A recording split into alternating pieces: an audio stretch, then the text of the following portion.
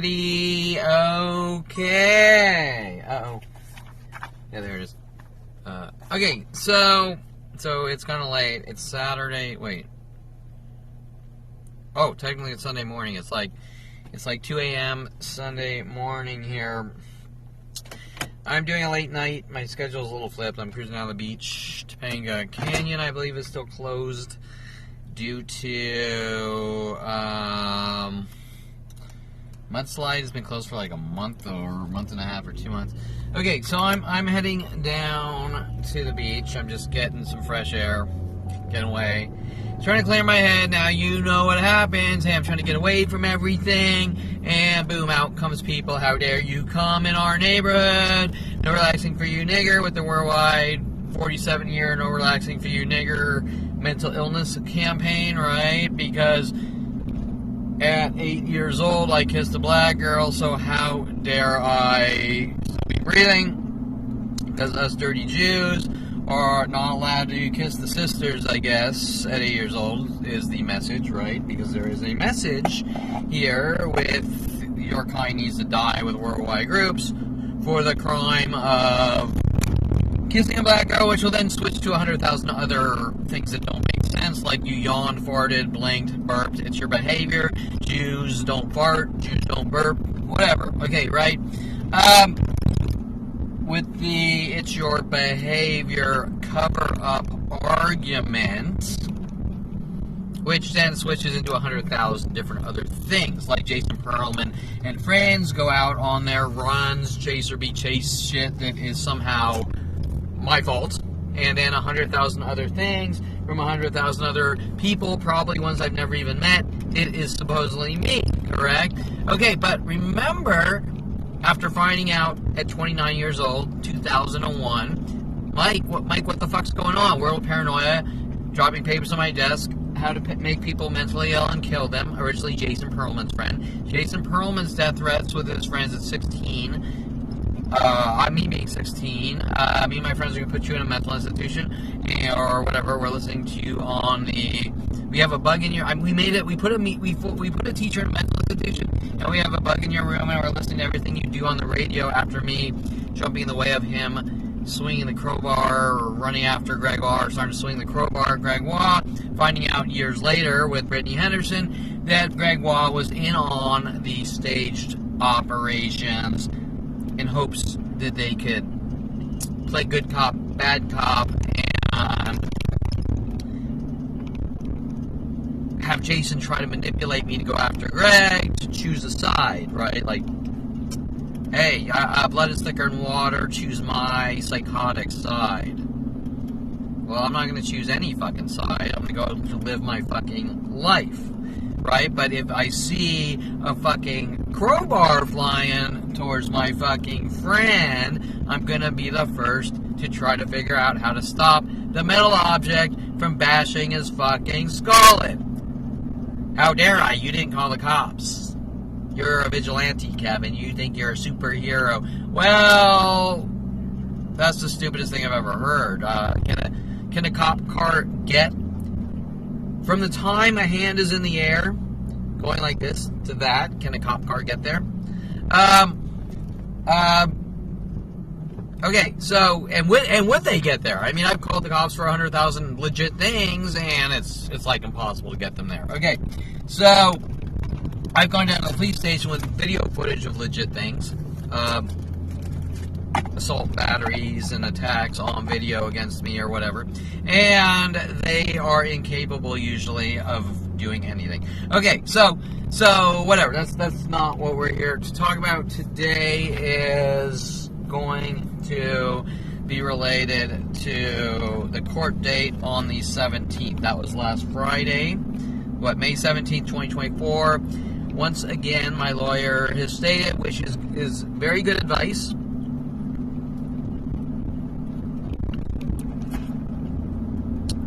Very good advice. You shouldn't really be posting on the internet. You shouldn't be saying anything. Just lay low. However, the circumstances, the context. There's this little thing in life called context of situations. or context, why there's a little piece of boba in my throat. Context, let's see, Topanga Canyon is closed. We gotta take all home. Okay, so the context is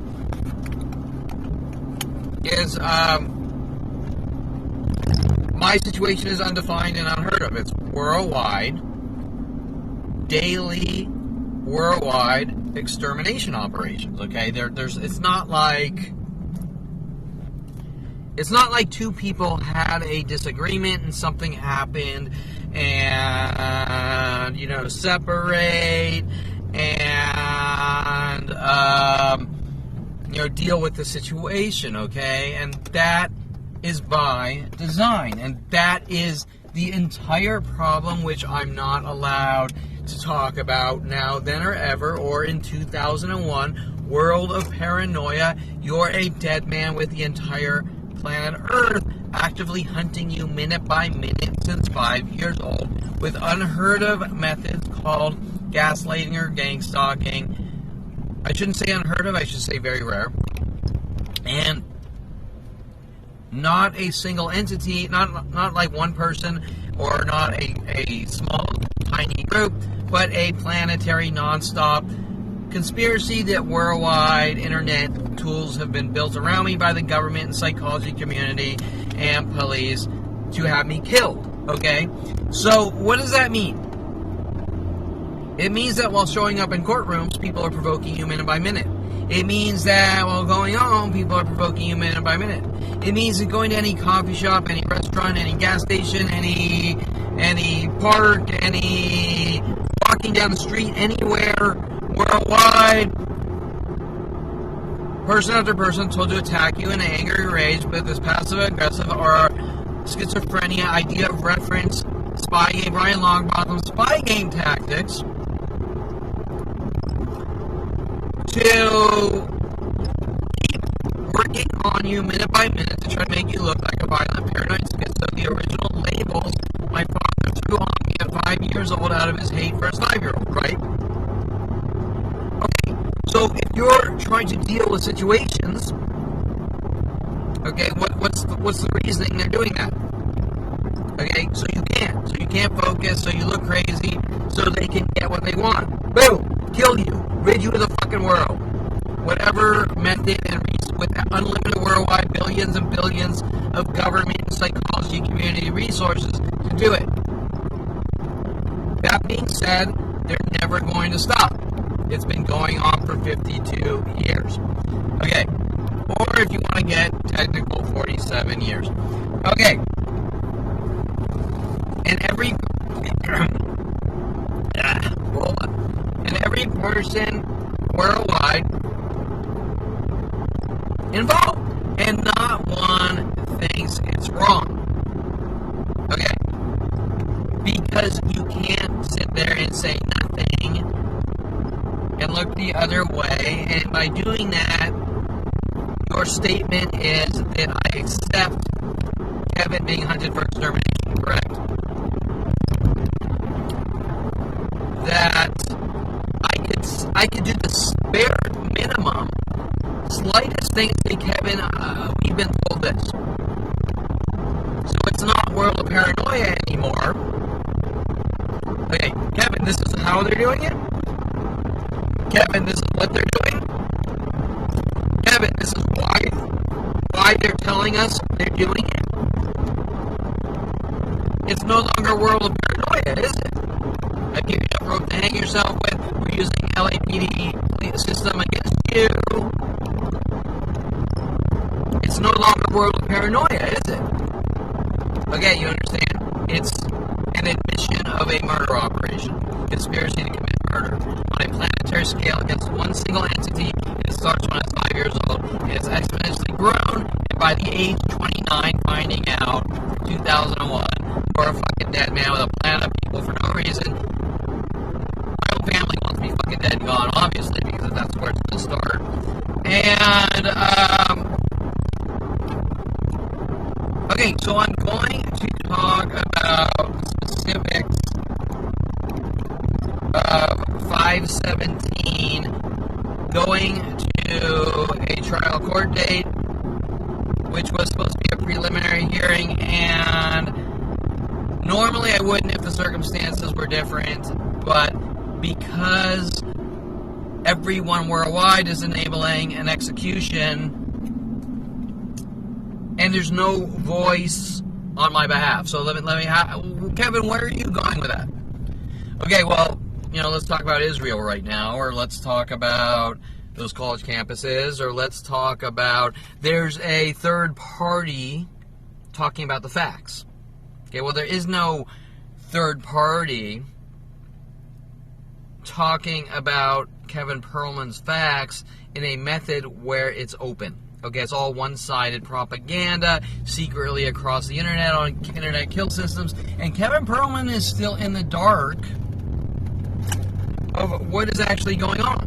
Okay, I mean, I know enough that there's a worldwide murder operation that killed me for no reason, since 5, but there's no actual specific dialogues to me. It's keep Kevin in the dark while we keep trying to whittle him down and rid him of the world with worldwide groups, right? There's no one on my side, okay? There's no one. Now, something of worldwide magnitude, okay, is on the news all day, and people are talking about it openly with transparency. Things aren't being manipulated and controlled, and we're going to make the situation look like we want it to look, correct? Okay, a frame job is set up, okay, which has been going on daily since I was 5 years old, and every time they create the next lie, it goes worldwide instantly on these propaganda kill systems, but nothing's true. And then, Kevin, you're not allowed to tell anyone. Okay, the First Amendment, freedom of speech, does not apply to you because we've removed the constitutional rights, your civil rights, a civil rights violation. You are not a human being. Okay, Kevin Perlman is not treated by the government, psychology community, police, or worldwide planet people as a human entity, and they have bypassed, Kevin, you are not protected by the Constitution of the United States of America. So if you go to the police, we're going to hunt you and kill you, and you don't fucking talk. Okay? And guess what? Kevin, nobody's going to fucking help you because we've been doing this since you were 5 years old with worldwide groups, or exponentially growing.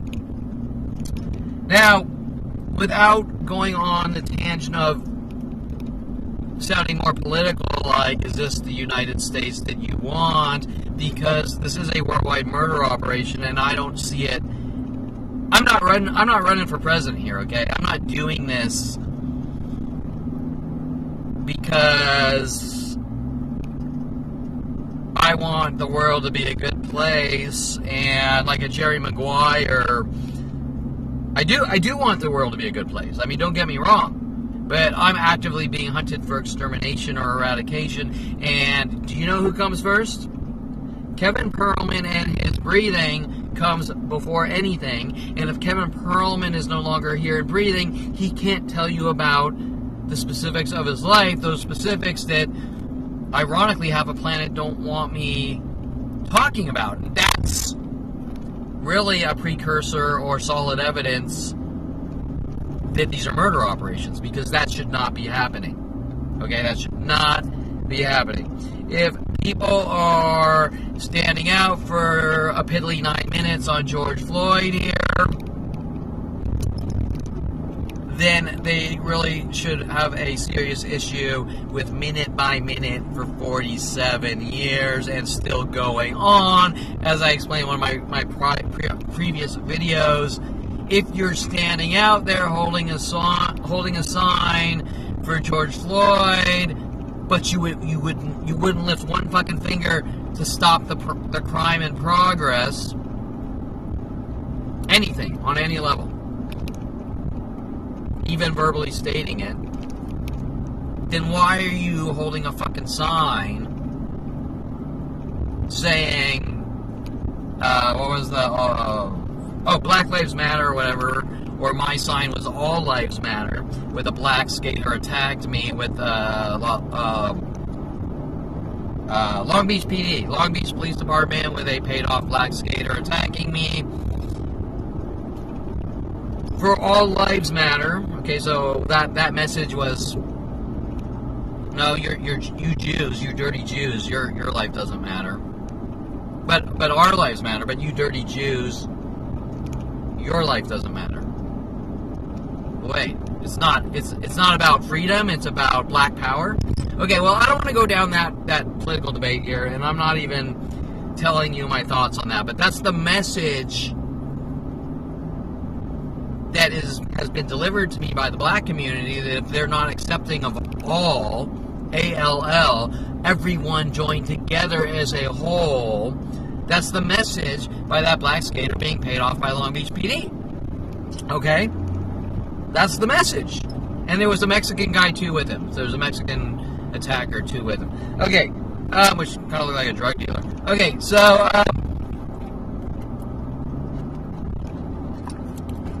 Okay,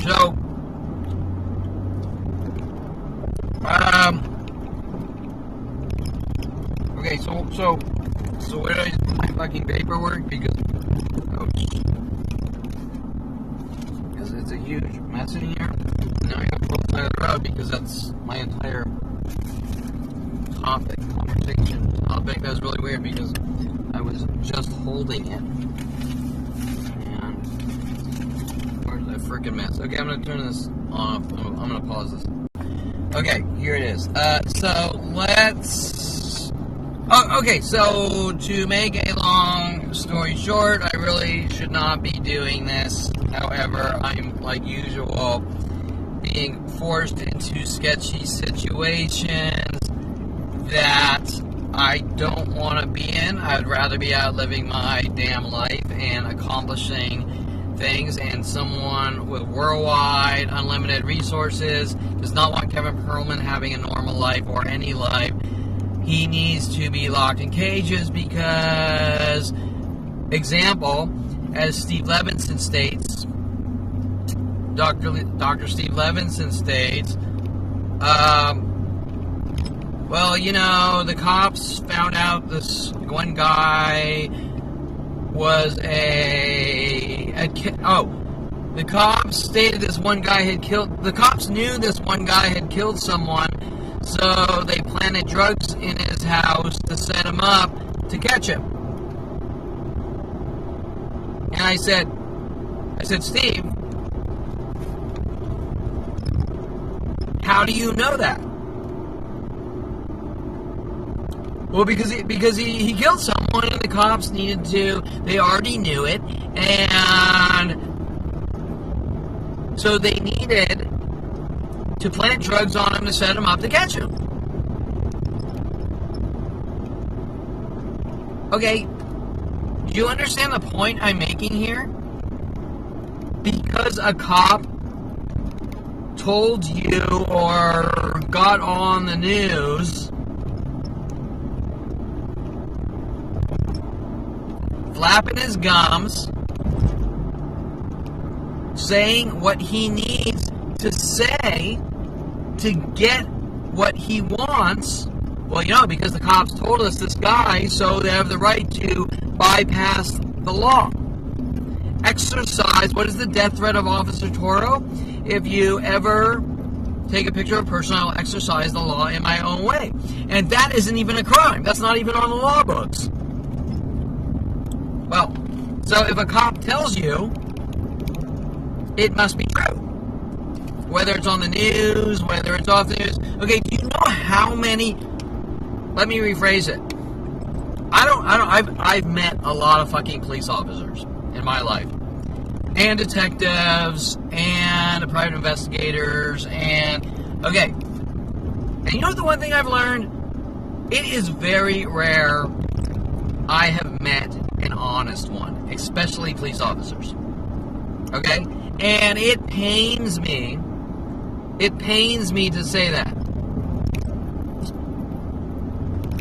Okay, because we're talking about people's lives, and we're talking about safety, and there's a reason we have police departments. But what am I saying here?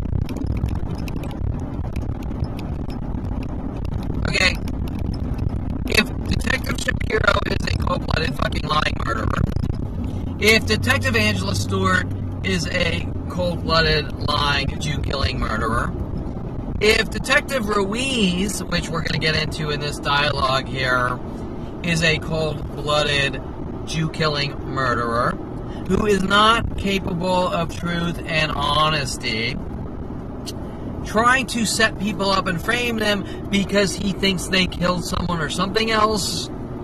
Because remember that Rody Morales, with Mike Huntley in 2000 or 1999, is sent after me, my gym manager, who is supposedly there with LAPD to catch a guy who's killed someone, not me, some guy from Europe. And instantly, Rody Morales starts taking me to strip clubs. Like maybe maybe there's a reward. Like, hey, we'll pay you $100,000 to catch this guy. And Rody Morales is like, well, I can't find the guy, but we'll pin it on Kevin. Okay, right? Who knows? I can't fucking tell you. Okay, but they were LAPD. It was a trash bag of LAPD confiscated marijuana, and he was working with LAPD at the same time. Okay, so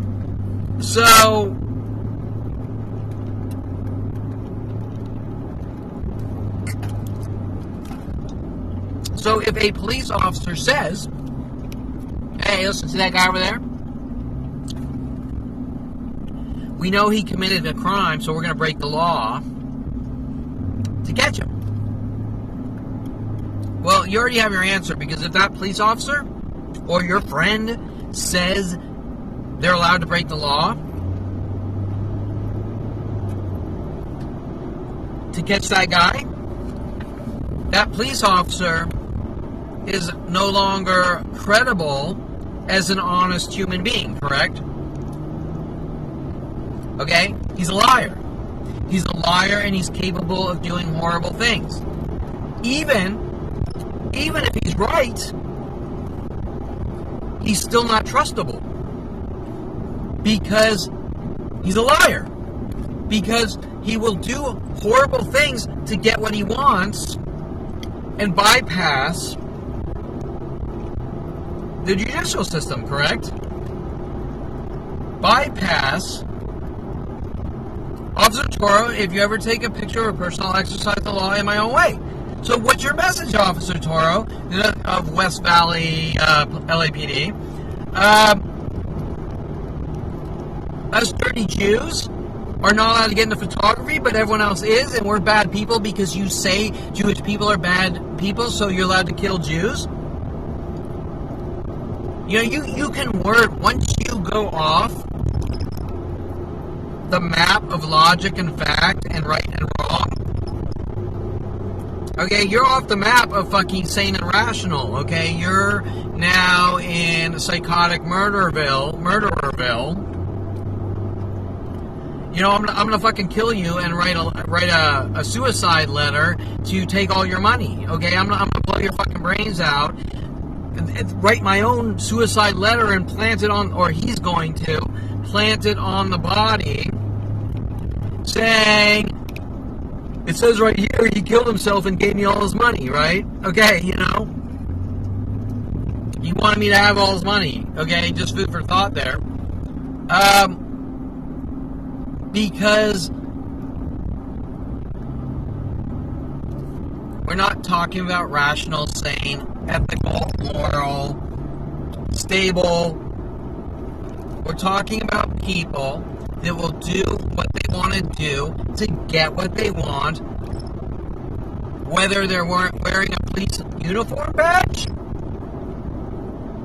or they're a drug dealer, or they run guns, or they kidnap people and want money for ransom, okay? Whether they set people up, try to frame people, try to pin shit on people, you name it. These are not good people. They are not credible people. They are the types of people you don't want to be around, correct? And so let's get the point here. I haven't started with my notes, and but I'm giving you the context of the situation that I have listed 3 detectives. Okay, 2 of those detectives were involved with the mass crime spree around 2016, 2017, with police trained canine dogs. Your Connie's not allowed to leave his house, and we're going to shred up your leg, and all sorts of shit like that. We have Dinse's death threats, indirect death threats, that I'm not allowed to leave my house cage because he doesn't like Jews getting into photography. In 1996, Dinse working with Officer Jensen. His initial arrests in 2013. So, because he didn't want me going to restaurants and eating food. He didn't want me eating food at restaurants or going to supermarkets. Okay, and buying food with his how do we force those dirty Jews into concentration camps, I mean mental facilities, or kill those evil partygoers because it's the end of the world if someone throws a party and there's a noise disturbance. Okay, so what are my notes?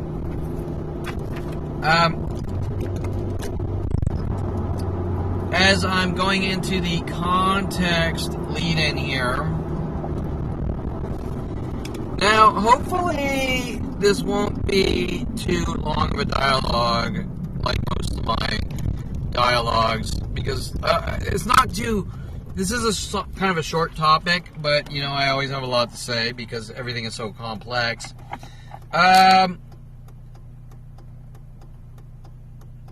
Okay, so the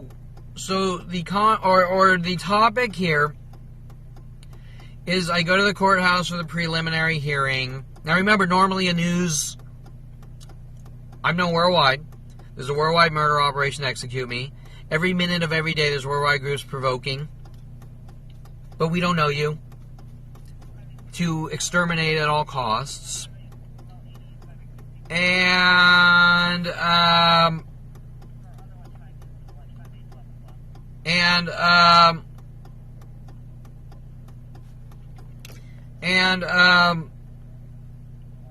I've been brutally honest with everyone my entire life, and I'm still being honest, and I'm explaining in detail the hierarchy of events, but nobody obviously wants to deal with the guilt they're harboring, right? Okay, so we've been hunting this guy to kill him for 52 years, or 47 years. We can't relinquish the guilt. It's got to be... We can't be wrong, because we have done such horrific, unspeakable things to this guy his entire life. We can't be wrong. We can't have that shame in... They can't have that shame in them of what they're capable of doing. You understand what I'm saying? From a psychological analysis of who they really are. Hey, I'm a good person and Kevin's a bad person, so we're allowed to hunt him and kill him, even if I was a bad person, that would still make them a piece of shit. But now they're finding out, or they have been since I started speaking out 10 years ago or 15 years ago, that they're actually hunting someone who's a really good person. Well, Kevin, you tell us that. Well, I've proven it. Okay, my actions have been consistent for 47 years. I've dodged every bullet, or almost every bullet, or every attempt to manipulate me to do horrible things, or set me up, or frame me. I have passed the test in flying fucking colors each and every fucking time. It does not matter. They just get angrier and angrier. The Jew needs to fucking die. So they can't live with their guilt. That's the point, that we spent 47 years trying to torture and kill this guy and rid him of the world. He can't end up being a good guy. Okay, because they can't live with themselves, knowing that they're what they are capable of and who they really are. Okay. So I bring my car. There's a previous video. It's a jokey, fun-loving, like usual. The real Kevin, the fun-loving, friendly jokester, sense of humor, open-minded. I get along with everyone. I get along with everyone except for people that are psychotic. Sociopaths, psychotics, murderers, sickos. I get along with everyone. I don't care if they're gay or whatever. It doesn't matter. I get along with everyone. I might feel uncomfortable around some people, but I'm not going to be mean. Okay? And I have always, since 5 years old, been the same person. By the way, I don't know where the fuck I'm going. I might go to, like, we're probably going to end up by Leo, Carrillo, or Neptune, isn't that? Or, okay, County Line, maybe. I'm not sure. I don't know where the fuck I'm going here. But I'm going to go to the beach here and get some fresh air overnight and chill out. And hopefully people won't show up in anger and rage or see me and start lashing out minute by minute like happens every minute of my life. Okay, that I'm supposedly imagining. They can't just walk up and say, you're Kevin Perlman. That's the freaky part, okay? It's world of paranoia. Okay, so I've been open-minded the way people normally work. So I've been as nice as can be to every person in my life, my entire life. Now, it's hard to be nice to psychotic murderers hunting to kill you or eradicate you, correct? Would you disagree or agree that if you're trying to be nice to a thug bully trying to bash your fucking skull in or rid you of the world, it's close to impossible to be nice to something like that, correct? Now that is pretty much since 29 years old, world of paranoia, you're a dead man, have a good life now. That is what I've been dealing with, trying to avoid all these people, and they keep next, minute by minute, next, and then maybe the schizo idea of reference, have a good one, in repetition, almost like alluding to you're never going to meet someone who isn't going to throw rocks at your head, right? Okay, and these are, in essence, the psychological terror operations designed by the psychology community and police to have me killed, and some things are that subtle and some things are a lot more aggressive, okay? A lot more aggressive. And the physical attacks, or you name it, against me, okay? So, the death threats, the physical attacks, you name it. Okay, so it's on varying level of minute-by-minute worldwide, kill the Jew at all costs, with the no relaxing few nigger death threat from the black community, angry that I found out they're hunting me to kill me because I kissed a black girl at 8 years old. Okay, now we can try to rip that apart and analyze it, but why? At this point, why? Because they cannot accept that their behavior is unacceptable, that they shouldn't be hunting Jews to kill them with worldwide black groups and worldwide groups with worldwide black groups. Because a Jew at 8 years old kissed a black girl who was 8 years old at Sunny Skies Day Camp off Triumphal Canyon Road, Mulholland, I think, or, Canaan Road to the beach, whatever. And who fucking cares? Who would normally care anyways? Would Scott Spalding care in 8th grade? Would Damon Riggins normally care in 1988, Calabasas High? No, he normally would he? Okay, but anyways, but you're brilliant, Kevin. It's about mental illness. Well, it's about creating mental illness to eradicate. Okay. So,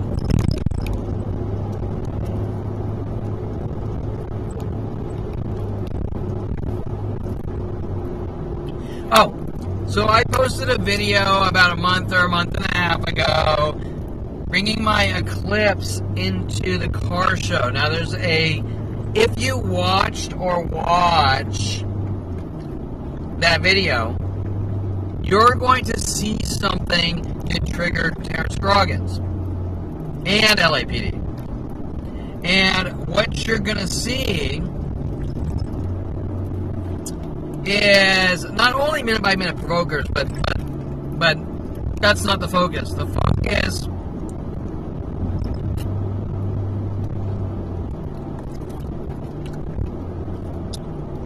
is that Scroggins got angry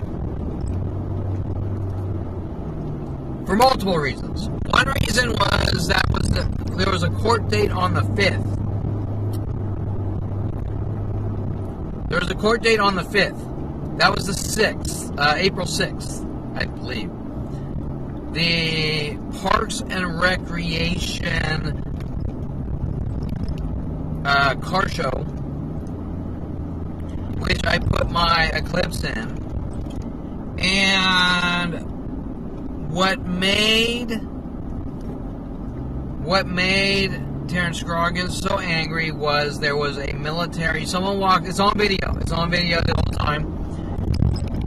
There is a girl walking up handing me a flyer for an army military car show, something for the army and military. And remember that Terrance Scroggins is an ex-army brat who is a communist Jew killer type personality or Nazi personality.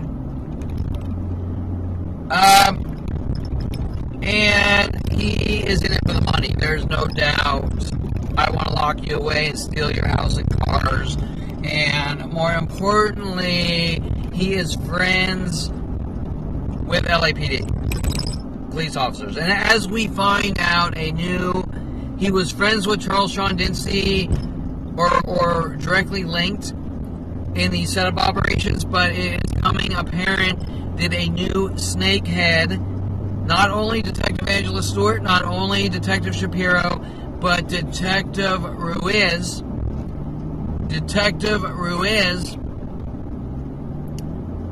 has poked his head out of the snake hole, showing that he is heavily involved in his illegal operations, which I'm not supposed to be talking about this during a trial. However, the deck is stacked against me no matter what, okay? On all levels, okay? We got cops in courthouses trying to provoke me. We got, you name it, minute by minute, okay? Hold on, there's a cop car here, and I'm just going to make sure the road is not closed or whatever he's doing.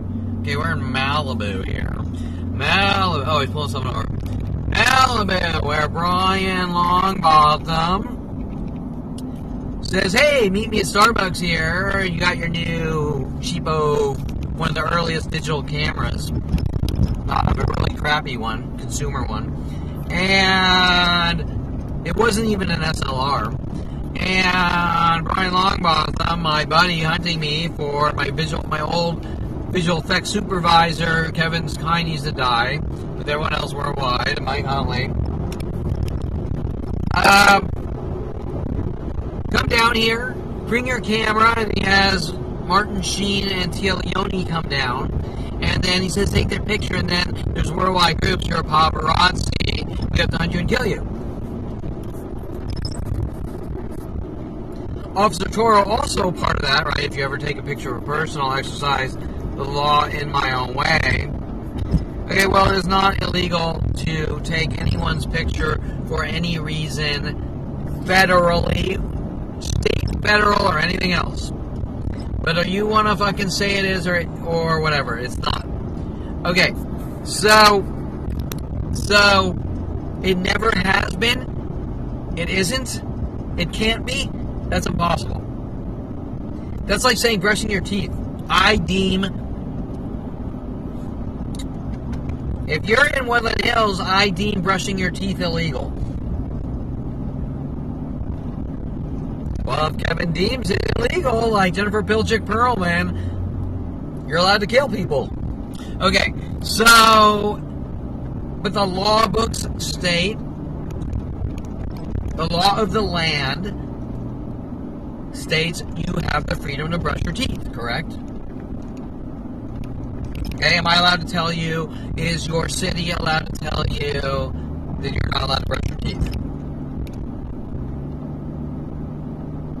It's a simple question. Is a city allowed to tell you, is your city council allowed to tell you you're not allowed to brush your teeth? Or does it say you are, period, no matter what city council or anyone else says? Okay, so anyways, that's a completely different topic here. And even if you did break the law of brushing your teeth, who the fuck would care? It's like jaywalking. Nobody fucking cares. Okay, so if If you're being hunted by worldwide groups for jaywalking 40 years ago, it's not because you jaywalked. It's because some other fucker hates your guts and they want to fucking kill you. Okay. So on that video, the girl walks up and she says, you're welcome to bring your cars to our car show.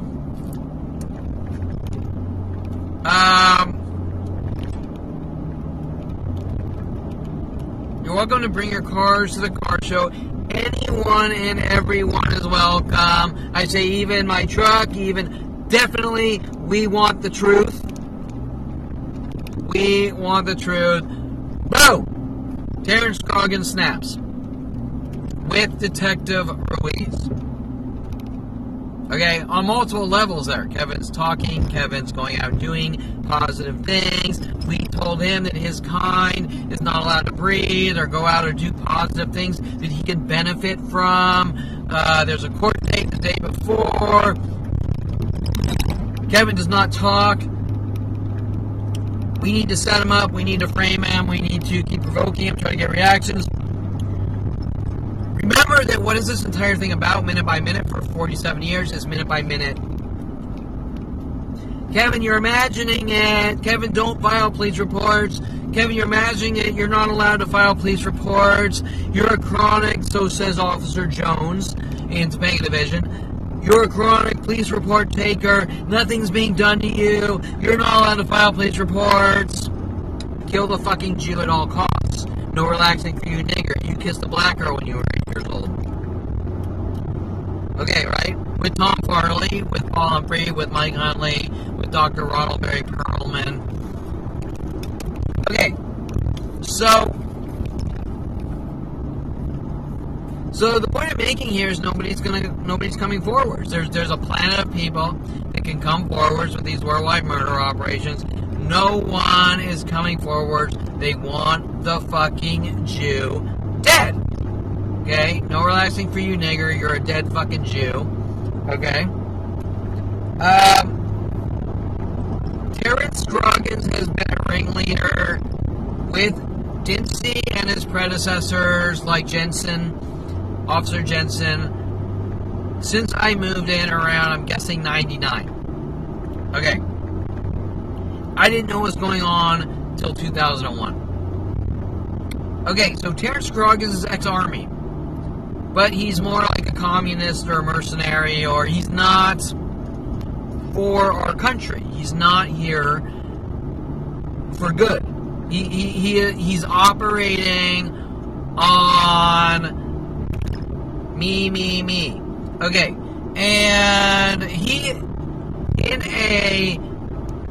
in between his bipolar fits of rage, because he's on over 120 videos of running up, yelling at me, and provoking me and lying. He glued my mailbox shut and trying to get me to go after him. That was in 2012, working with Karine Eshigen for me, ratting out their worldwide therapist, Karine Eshigen, mad at me for ratting out their worldwide murder operations. Why would a therapist with Dinse be mad at me for speaking the truth? Okay, so he runs. So Terrance Scroggins' MO is identical to Jason Perlman's. Me and my friends are going to go out on our runs, our road rage activities, and try to get people to chase us, and they go ballistic on them. Right? The same things Jason was physically doing to me at a very young age, flicking me in the air 100,000 times and trying to get me to go after him. Right? Terrance Scroggins is doing identically what Jason Perlman was doing when Jason Perlman was 7 years old, to try to set me up and make me look like a violent, paranoid schizo with my father. What is Terrance Scroggins trying to cover up with therapist Karine Eshigen? That he emerges with Greg Koenig vandalizing all my cars and slicing up my XKR Jaguar and all my other cars for 20 years nonstop with all these other people. Okay, what is it that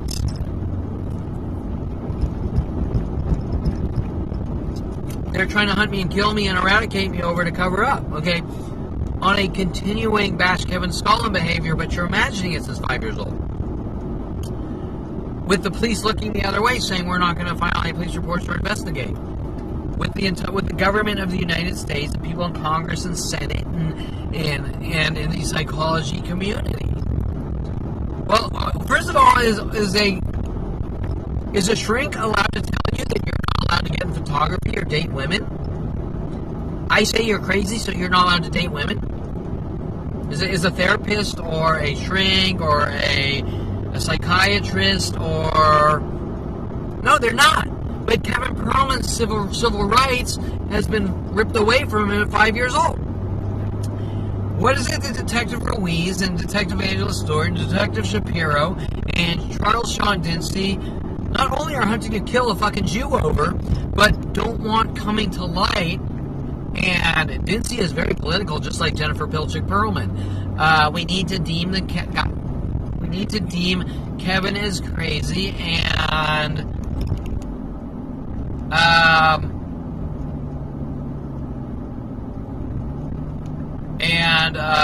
there's nothing legally we can do, so we have to illegally do it. Well, there's a reason it's not. There's a reason there's nothing legally you can do, because it's a crime. And if you do anything past that, you're a murderer. You're a criminal. You're a murderer. Okay, so that goes back to the original topic. See that guy over there? I know he killed someone, so I'm going to plant drugs in his house to catch him. Says the guy capable of committing crimes. Now, Steve Levinson says that's okay. Dr. Steve Levinson, same age as my father, doctor like my father, worked in Tarzana Medical Center with my father. I can't tell you if he knows specifically my father. His house is where my father's office was for 15 years. I mean, chances, there's a 70-80% chance that he must know my father in those small orthopedic surgeon, gastrologist, whatever circles at Tarzana Medical Center. I mean, my father probably went in there every single weekend for like 10 years doing surgeries. Okay? Now, Kevin, you're two-faced because you're kind of friends. You're friends with Dr. Steve Levinson. He followed you.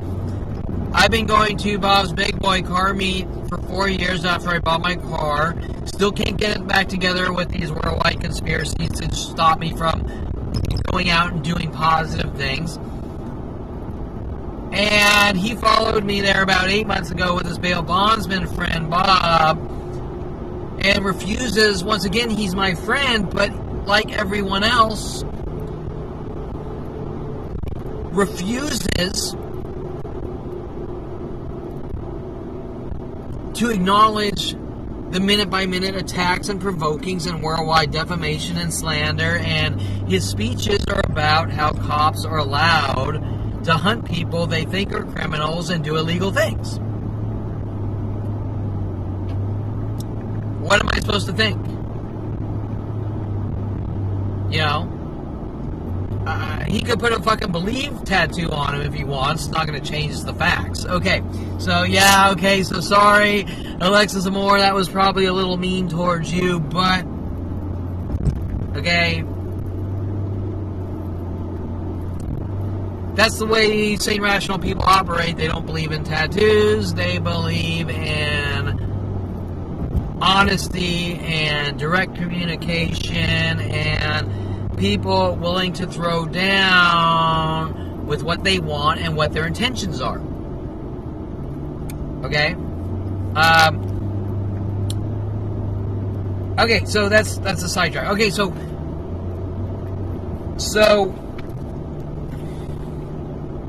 and I don't need to be hunted by worldwide fucking groups if people aren't decent enough to say this is just fucking wrong.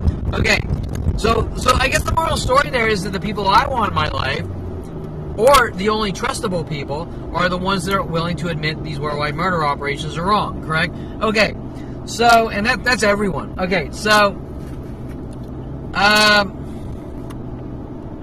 So Terrance Scroggins and Detective Ruiz snap because you can watch that video, that jokey, fun-loving video, sort of over-dramatizing the stupidity that's really going on in my life. And the military, people wanting me to talk about the truth to military, Army and military people, and Terrance Scroggins going, Kevin cannot talk, with Detective Ruiz and probably a lot of others, correct? Kevin cannot talk, or he's a dead man, or we're going to rid him of the world, which is still always the motive since 5 years old, right? Okay, let's see, we're at Neptune's Net. I think this area is... Oh, no, we're not. Wait, where am I? Oh shit, did I pass it? Fuck, I passed it. Okay, let's do an illegal U-turn here, and I'll probably be hunted by fucking more worldwide Jew killers. Okay, so, you know what I'm saying? It's like, okay, so, because it's about the U-turn, not about the hate, the obsessed hate and rage for things that don't matter. Okay, so,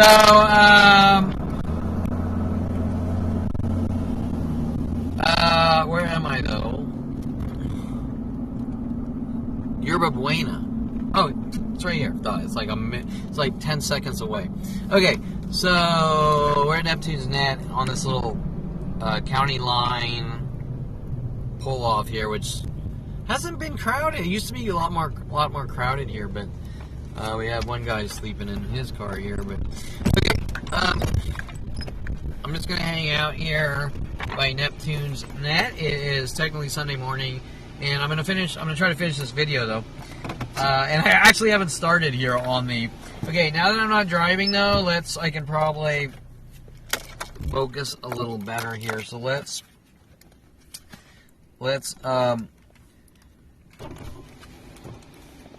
because this isn't that long actually. Okay, so I bring the car show. I bring my Eclipse, Pepe, whatever I named Pepe because it's got a little peppy motor. Some guy walked up asking about engine swaps, and I said, no, it's the 3.8 Mavic that comes with the car, but, you know, it'd be really cool to put like an LS7 or something in it, or a 454 with a 671 blower. So, guy said, there's no fucking way you can fit that in that engine compartment. I said, there's plenty of room. I've seen people put 350 Chevys in Miatas. Okay, and that was sort of the breaking point as well as if I did something to Terrance Scroggins. Okay, so, but really I think the thing is the inviting me to the Army, military, bring your cars there because you have something to say about what's been done in your life. And so, okay, so after that, Terrance Scroggins, which a lot of those videos I put on the internet because he would not stop. He went 35 days or something, 47, I believe, take or few, videos and photos of him going ballistic on my property and ballistic on my cars. All day. Sometimes 2 or 3 times a day. Over and over. And he had lines of communications, like you went to a coffee shop and relaxed with the no relaxing for you nigger. He come out, do shit to my property, and I submitted each and every one via email to a long list of police officers and detectives, as well as lawyers. Okay, so if you're saying, Kevin, you didn't tell anyone, I instantly, the second time around, I called 911 and I called, hey, listen, Terrance Scroggins is becoming unhinged. Okay, he's flipping out. You need to do something, you need to go and talk to him or whatever. Okay, that's the concept of the police. The police's job is to stop crimes in progress or things that are escalating. And if you are being harassed to death by some guy and you don't want the situation to escalate, you call the cops. And the cops come out and they talk to the person. Listen, this guy is complaining. You need to leave him alone. LAPD, like usual. There has never been one time in 52 years that LAPD on any level will do anything to help me. And I can even go through stories of 16 of them chasing me and trying to intimidate me, pretending they're not police officers, all sorts of freaky shit. Okay, so I can go things down to 8 years old, I can go things down to 5 years old. Okay, so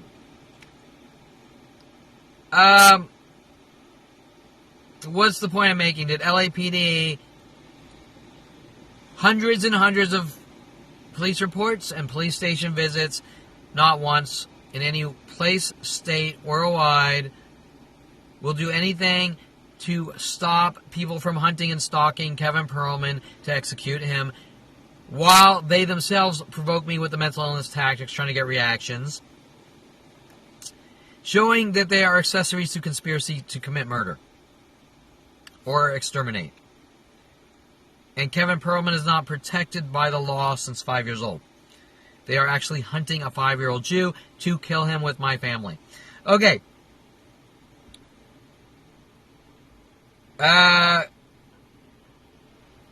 Hence, Detective Ruiz showing his true colors.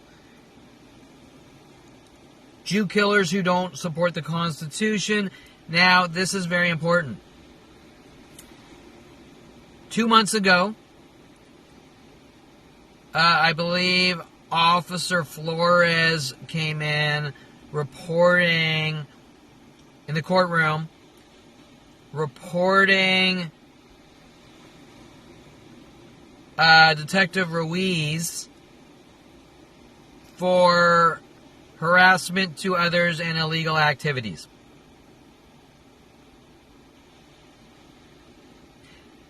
A pitches motion was filed. And normally, see, this is the point. Normally, this would be someone of Kevin Perlman's stature with worldwide murder operations. This normally would be on the news. You understand what I'm saying? There's no positive information for me. There's nothing to tell the worldwide groups who are hunting me in secret. This is the real story, and this is what's going on. This is all left out. A pitches motion was filed. That's why I'm forced. That's why I'm being forced into this situation that I don't want to be in, and I should be following. I should not be posting on the internet. But I have no choice, because nobody is speaking out. Example, the news is talking about what's going on in Israel every day, and the news is talking about what's going on college campuses. The news is talking about anti-Semitism rising, but the news is not talking about these 47-year daily murder operations to kill Kevin Perlman. As a matter of fact, because the news organizations were involved in hunting me to kill me, like Fox News with Greg Gutfeld working with Tom Farley, the news organizations are trying to cover it all up, saying Kevin's crazy and he needs to die. Correct? Okay, so the news organizations are trying to cover up their Jew kill operations, especially Fox News, with Dana Perino and Greg Gutfeld and the things that they were doing in around 2013, 2012. The the Fox News helicopters at the Warner Center Park trying to terrorize me and intimidate me, with a ground crew walking around with their little CB radios trying to intimidate me, talking to the helicopters. Okay, all the things I got the photos and the videos of, which they're mad about, like everything else. Just like hiring policeabuse.com and being shadowed and counter-surveillanced by Private Investigator Miller and some other ones. And we even went down to the White House in Washington, D.C. and exposed them with the security guards and things that shouldn't be happening. Okay, so so Officer Flores reports in the courtroom, Detective Ruiz, a pitches motion is filed on behalf of Detective Ruiz, but the judge could not find anything specifically relating to my case on Ruiz's harassment and police misconduct to others. That's important. So, Ruiz says with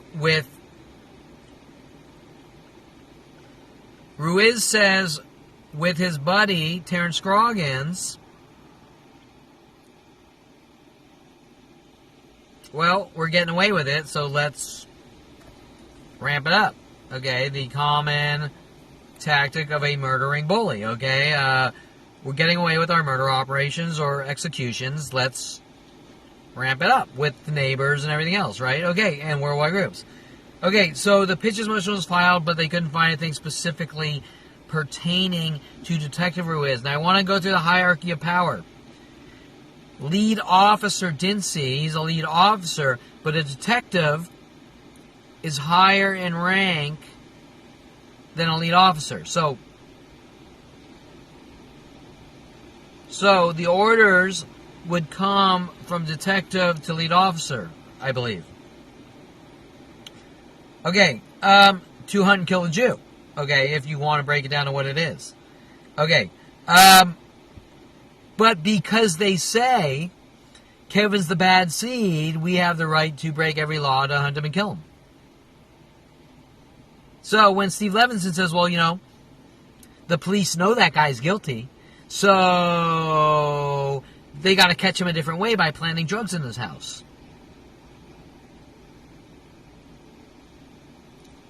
Says the corrupt cop. The cop capable of committing crimes says that guy's guilty. Well, of course. That's the point. That's the point why two wrongs don't make a right, or violating procedure to get what you want shows that you're a criminal. That's why you're not allowed to violate procedure. Period. There is no if, then, but here. There's a reason why an honest cop is not allowed to break the law, because if he breaks the law, he's no longer an honest cop. He's capable. What is he capable of doing? So, Steve, what are you capable of doing if you support that and we're friends, but you refuse to acknowledge what's being done to my life? You want me in your life? We've had these similar conversations, but, and I've done this 100 million times with people. I'm your friend, but, you know, we don't need to talk about that. And yeah, your life's in danger. These people are hunting you, but, you know, let's focus on some positive things. Let's focus on some bitches, man. Okay, so that's important. So pitches motion, they get away. You know, we couldn't find anything related to Kevin Perlman in the pitches motion. So then Ruiz, Detective Ruiz, and Terrance Scroggins then go ballistic. Okay, now once again they get no reaction from me. They just get 47 videos of brutal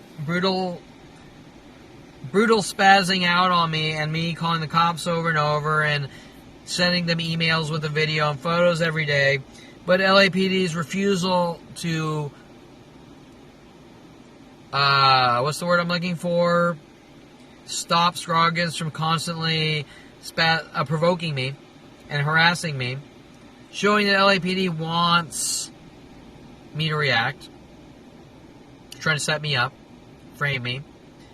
And then what happens is I go into the courtroom Friday, the 17th. Why Scroggins even writes something on a piece of paper saying, "See you in court," because I'm verbalizing what he's doing.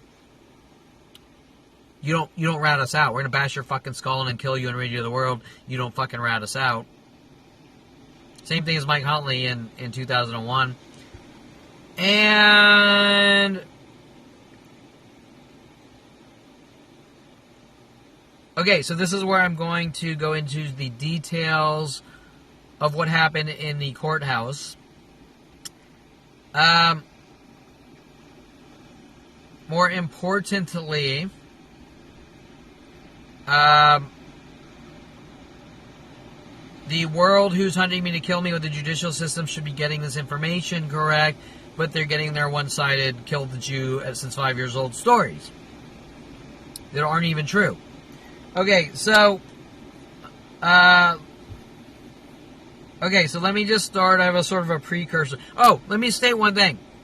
So every time I go to the courthouse for this trial, I'm documenting in detail everything related with the community and the worldwide attacks and what happens in the courtroom. I have not been editing them. It's not only too much work, there's too many things going on at the same time, but I'm trying to save all that data for after the trial. However, technically, it should be given to the world during the trial, but it should be happening from third parties openly, correct? Because if there's a worldwide campaign to kill me or make me look crazy, and I have to deal with it minute by minute, and there's worldwide one-sided arguments and worldwide attack groups to kill me since 5 years old, or eradicate me, then it should be open, it should be transparent and open to the world on my behalf, correct? Okay? You can't world of paranoia someone to death and kill them and rid them of the world. That's the point. The crime in itself is world of paranoia. An entire planet's involved in something, but you're imagining it. That's the conspiracy to commit murder or eradicate or make someone look crazy. We need to deem Jennifer Pilchik Perlman, we need to deem him as the crazy guy since 5 years old, but there's nothing legally we can do, so we're illegally going to do it. Okay, so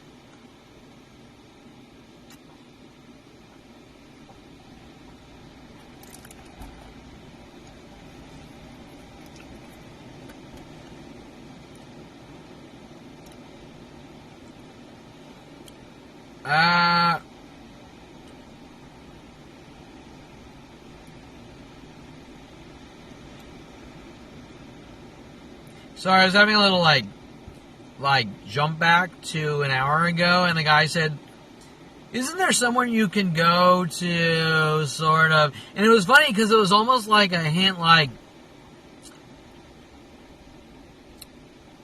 Kevin, you know where to go to because something good's gonna happen.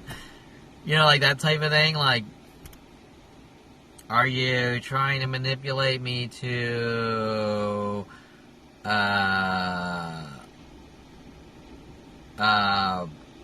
Torrance Beach or Redondo Beach? Because, yeah, I've seen this for 30 years, right? Okay, because I've seen it for 30 years. Hint, hint, hint, hint, dangle the carrot. Okay, so, anyways, so I was,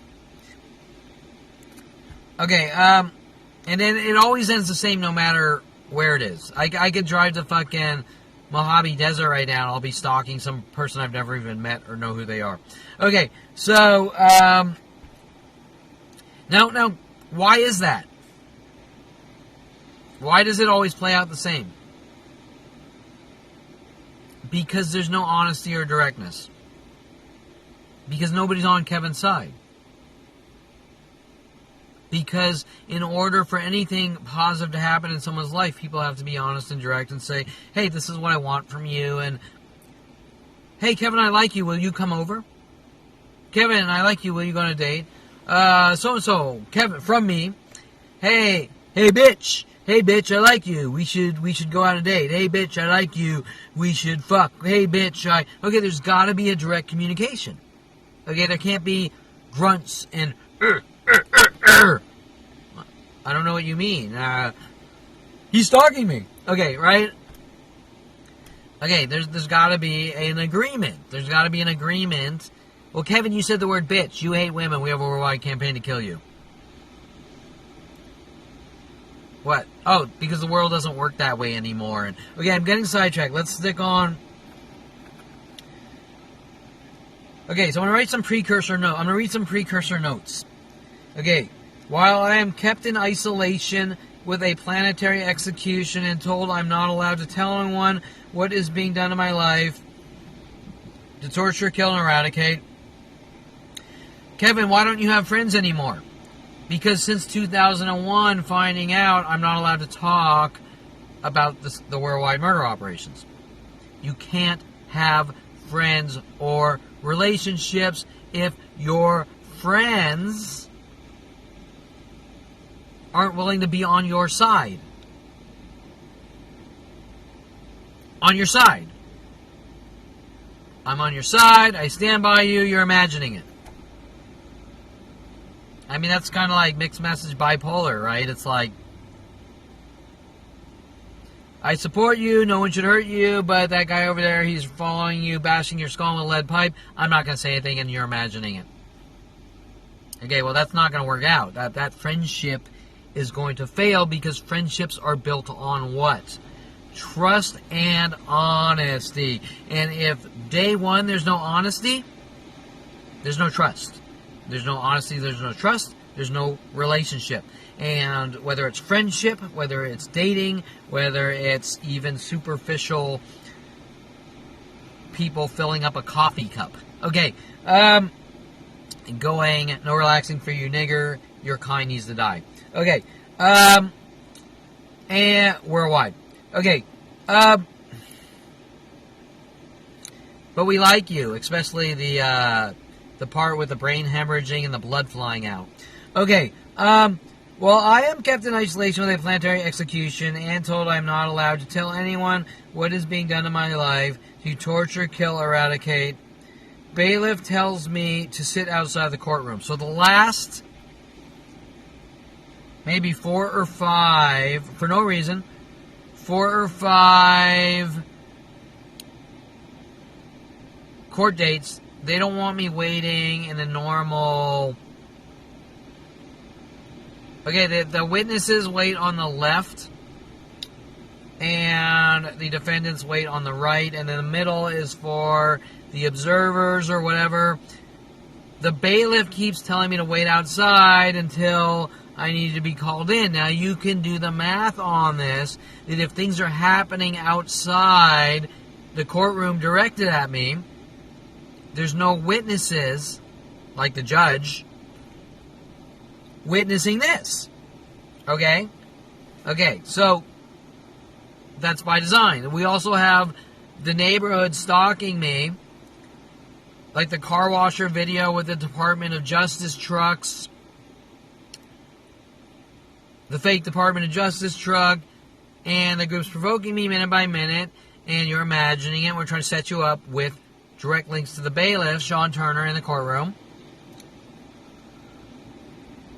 Okay? So we want you sitting outside so we can try to rile you up and get you to look crazy in the courtroom. But if I'm in the courtroom and the judge witnesses the attacks or the provokings, he could say, look, you're all fucking sick in the head, and leave the guy alone, and this case is dismissed with prejudice. Okay, the case is dismissed with prejudice. It can't be refiled. Because you are all fucking full of shit and you're sick fucks. Okay? And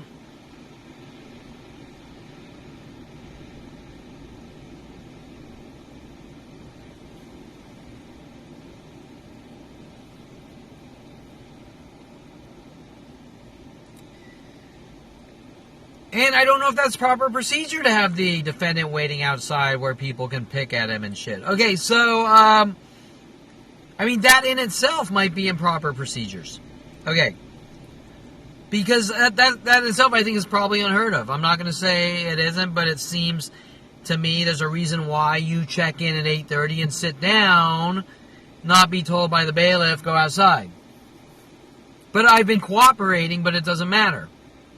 It doesn't matter how much I cooperate. It just, things get worse and worse. Nobody ever says what's being done to Kevin since 5 years old is wrong. They're trying to rile me up, to set me up and frame me and eradicate. Okay. Now, any honest judge is going to say that's unacceptable. Unfucking acceptable. The judicial system is here to keep good, decent people safe and out of jail. Correct? He's going to flat out state it on the record. And by the way, when I'm not in the courtroom, theoretically I could be lied to by my lawyer if the prosecution says one thing and then my lawyer tells me something different, right? And I'm not judging my lawyer here, but I'm saying, you know, how do you know if you're in the dark? Okay, and well, Kevin, you need to trust me. Well, trust is earned. We all know trust is earned. You can't demand trust. It's earned. Okay, it's earned on respect and being a good person, and if you prove you're not a good person, then that's... You don't start with trust, you start neutral, and if they show they're trustable, they're trustable. Okay, so, but I'm not saying my lawyer is a good or bad person. What I'm saying is they're keeping me out of the courtroom and keeping me in the dark, correct? So that if the prosecution says this, theoretically my lawyer could say something different. And also being provoked outside the courtroom. Now we're going to get in that. Terrance Scroggins is in a... Okay, Terrance Scroggins is the witness... Wait, what did I... Oh, I see. Okay, so Terrance Scroggins is on the witness... Terrance Scroggins is put on the witness side. They're all called in. Go on the left. Normally what happens is the defendant checks in, he sits down on the right. The bailiff each time says wait outside until the judge calls me up to the bench or whatever it is. Not the bench, the whatever. While I'm Terrance Scroggins is on the witness area inside the courtroom. He's friends with Detective Ruiz. I can tell because they're having idle conversations about things other than statements. Okay.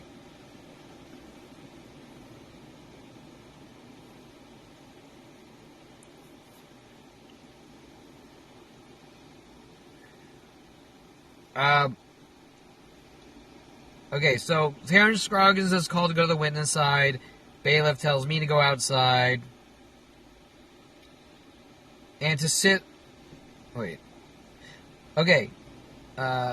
Detective Ruiz tells Terrance Scroggins to go from the witness area inside the courtroom out to the waiting area outside where the bailiff wants me.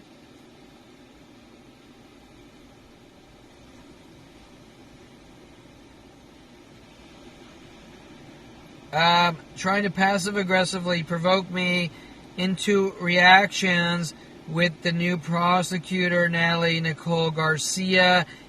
Is she involved? I can't tell you. I can't tell you. I'm not. I'm just rattling off names.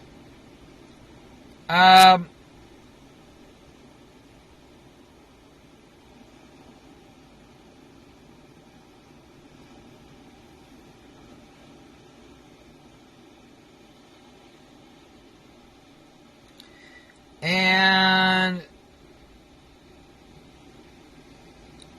okay, so Natalie, whatever. Eventually, so Scroggins comes out and he sits staring at me. Okay, that's a bailiff, a judge would never let that happen. Okay, they'd never let that happen. I can guarantee that. If they saw Scroggins go out and do that, the judge would say,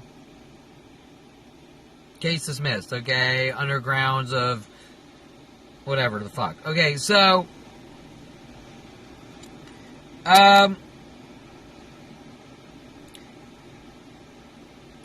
okay, so Terrance Scroggins sits there for about 20 minutes hoping that he can get a reaction.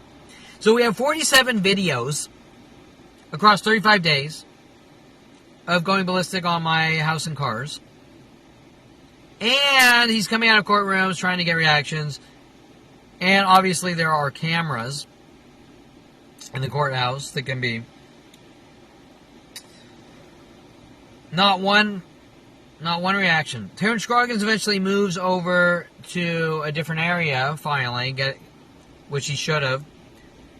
And at one point, I got to take a piss because I'm drinking coffee. And I come out of the bathroom, and he's moved back by the bathroom door as if he's like standing guard for the bathroom door and sort of wants to stare and lurk at me. By the way, these videos have been uploaded to my social accounts and Kevin Perlman, my Facebook, Kevin Perlman Target, and YouTube's, and because I said, you know, enough's enough. LAPD won't fucking stop it. They're coming after me for saying, hell, you need to fucking do your job and stop these people from hunting me, right? From stalking me.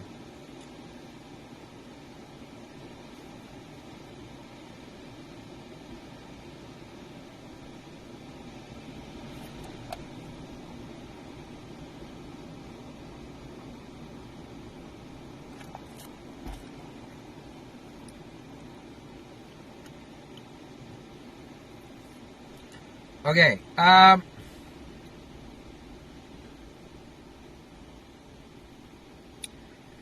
okay, so out comes Detective Ruiz. Let's see.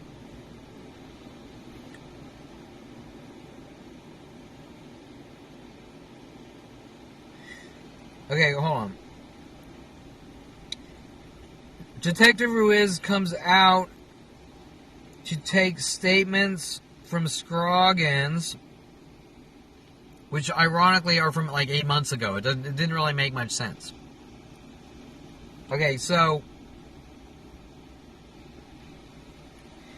okay, so you're probably saying, wait, this case has been going on for 8 months or so. Okay, the statements were made before the arrests. The statements were made before the arrest 8 months ago. Why are the same statements? Why is Detective Ruiz taking the same statements, not in a police station, but in a courthouse in front of Kevin to try to rile him up? Okay, are you confused? I'm confused. We're trying to rile Kevin up. We're trying to get reactions. We can't get reactions. Ruiz is coming. Scroggins is trying to get reactions, sitting, staring at me. And when Ruiz comes out, Terrance says,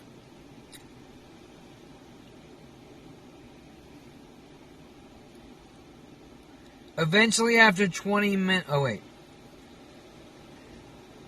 Wait. Detective Ruiz comes out to take statements from 8 months ago, a second time, and Scroggins cover up lies to his 47 provokings on my house and cars to try to set me up with, I just put rudely, Jew kill PD, because they know what they're doing and this is wrong.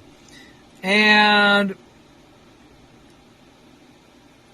normally something this large, there would be media on the entire situation to make sure everything is fair and honest, but a planet hunting a single 5-year-old Jew from a sick father in secret is not the type of thing that has ever occurred in the history of humanity, and normally no one would tolerate it.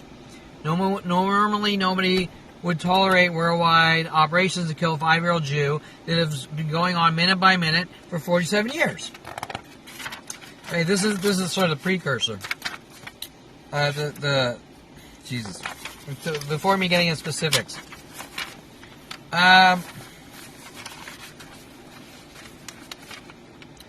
Detective Ruiz is working with lead officer Charles Dinse in his hate for Jews, and how do we force people into mental facilities? You have to make them look crazy and work on them minute by minute and try to demolish their health and their sanity until you can lock them away, correct?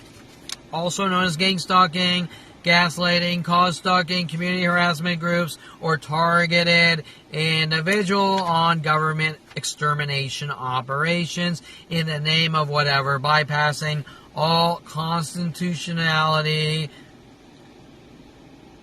and law. But wait, don't you want to be safe and protected, or you want to be hunted by the police for no reason? Or a reason. Or it doesn't matter. It doesn't matter what the reason is. There's a reason we have a constitution to keep people safe. Anything after that, you're in danger. Your life's in danger of the government. Your life is in danger.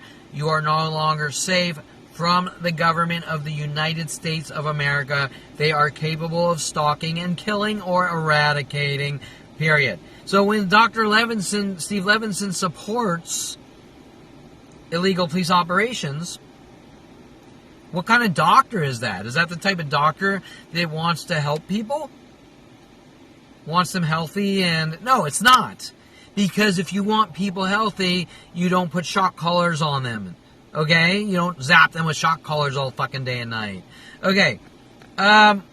Saying, well, I have a right to do it because I don't like or trust you. Okay. So, well, Kevin, you're two-faced towards Steve Levinson. Well, he can't be honest with the rest of the world. I'm being forced into a position I don't want to be in because there's not one person who is willing to be fucking honest about these worldwide murder operations. Okay, so Detective Ruiz is working with lead officer Charles Dinse. Detective Ruiz would be above Charles Dinse, right? In his hate for Jews and how do we force people into mental facilities as cover-ups to force Jews into concentration camps because you don't fit the criteria of a perfect person, or so we're going to try to make you look sick and crazy and make up lies that you think differently and you don't belong with the other human species. Okay? A concentration camp.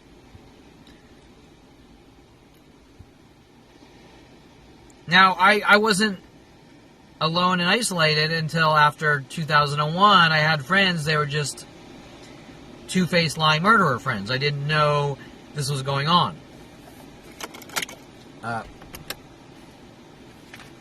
Okay.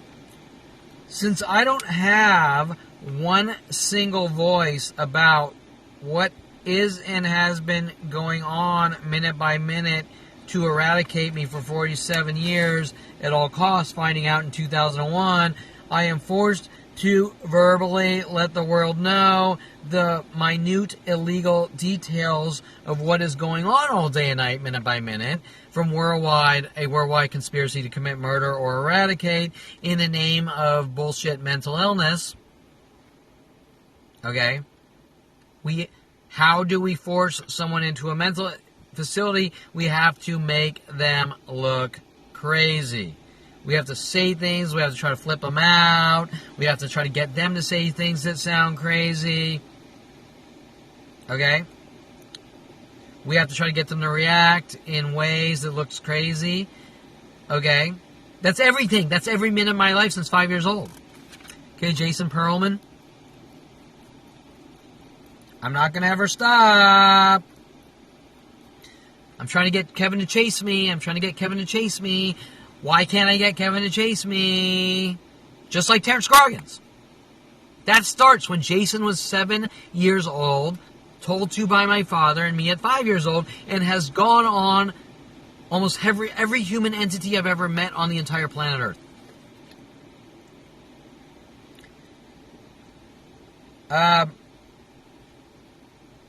I am forced to verbally let the world know the minute illegal details of what is going on minute by minute and has been since 5 years old.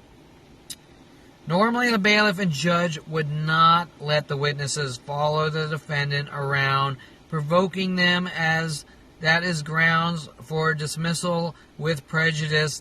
And since I'm told I'm not allowed to tell anyone or no one will do their due diligence to be honest. In other words, people can come forwards. People right now can go to the police and say, listen, I have witnessed these people hunting Kevin for 20 years, and people could show up on my behalf. People could come to me. People could come to me and say, Kevin, I'm willing to testify on your behalf. Or Steve Levinson. Steve Levinson has witnessed for close to 8 months these brutal mobbings. He's not willing to acknowledge. My good friend Steve Levinson is not willing to support me and say I am a witness to what's going on. Okay?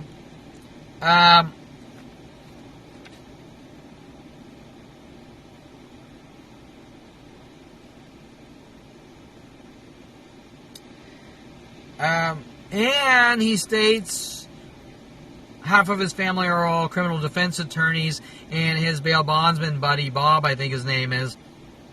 Well, now things are getting really sketch, right? Some kind of stinks with that, because you're my friend that won't admit to these mass mobbings, and that you don't want to talk about or do anything to help on my behalf when you could, but we're friends.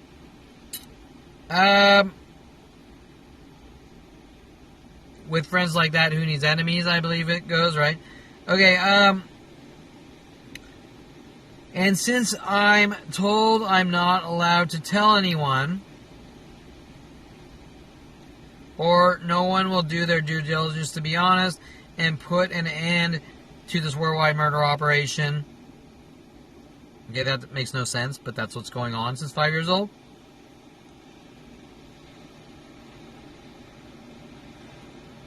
I am forced to speak out to the world until people start coming forwards about these executions.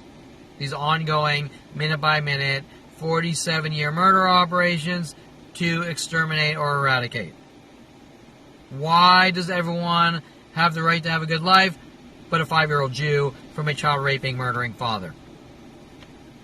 And Steve Levinson travels in the same circles as my work comp orthopedic surgeon father. Okay. Correct? Travels in the same circles. What motive, if someone were to have motive to silence me, Steve Levinson is right at the top of the list. Same age as my father, worked in Tarzana Medical Center with my father, lives right by where my father's office was on Ventura Boulevard and Wilbur. Okay. Must have been in the Tarzana Medical Center for a good 10 years. My father did surgeries every week or weekend.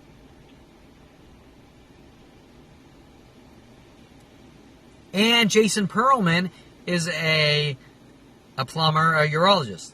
So we got orthopedic surgeon, urologist. And remember that Jennifer Pilchick's, Perlman's father, is a court reporter, or was, in Florida. And we have the Debbie Woolman things going on in 2017, who still owns the property adjoining my wall, correct? Okay, so... But guess what? In this worldwide fiasco, Kevin Perlman's in the dark and everyone else is communicating, right? So, if I'm the only one in the dark on a worldwide operation, I'm the target. There's no possible reason that would be happening unless everyone unanimously wants to exterminate or eradicate me. Okay? If there's no direct dialogue, then it's a sign of hate. Okay, it's a sign of anger and hate.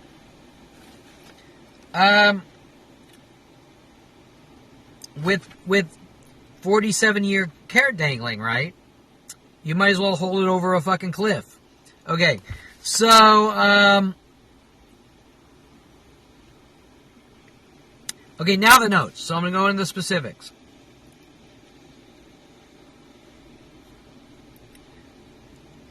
Okay, so this is the event as it happened. So I'm waiting outside the court after checking in the hallway. Bailiff Sean Turner for the last 5. Wait outside. And which is very strange. Okay, I've never seen that. All my courtroom visits, I've never seen a bailiff tell someone to wait outside until the judge calls you. And remember that every courtroom I've ever been in, I've been brutally harassed by all the prosecutors and defense attorneys and court reporters, and minute by minute. So I'm sitting waiting, and they're provoking minute by minute in hopes they can get reaction. So the judge would be witnessing that. Now, has a judge ever said anything about the attacks? No. Okay, the judge has never... No, I've never seen a judge in these worldwide eradication operations speak out about his fellow employees provoking the witnesses. Or provoking the defendant, who has to go up on a fucking stand or whatever and say, look, these people are provoking me. And everyone go, he's imagining it. He's a violent paranoid schizo. Okay, but either way, the bailiff is telling me to wait outside. And I'm assuming so the judge doesn't see the provokings. He's also working with all my neighbors and worldwide groups.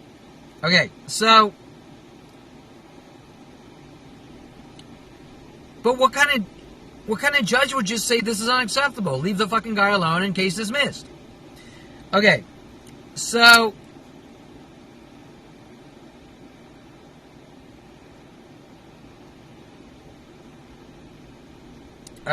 notes. Okay. I'm waiting in the waiting room. Terrance Scroggins is waiting across from me, trying to get reactions. He should not be out there. Detective Ruiz comes out.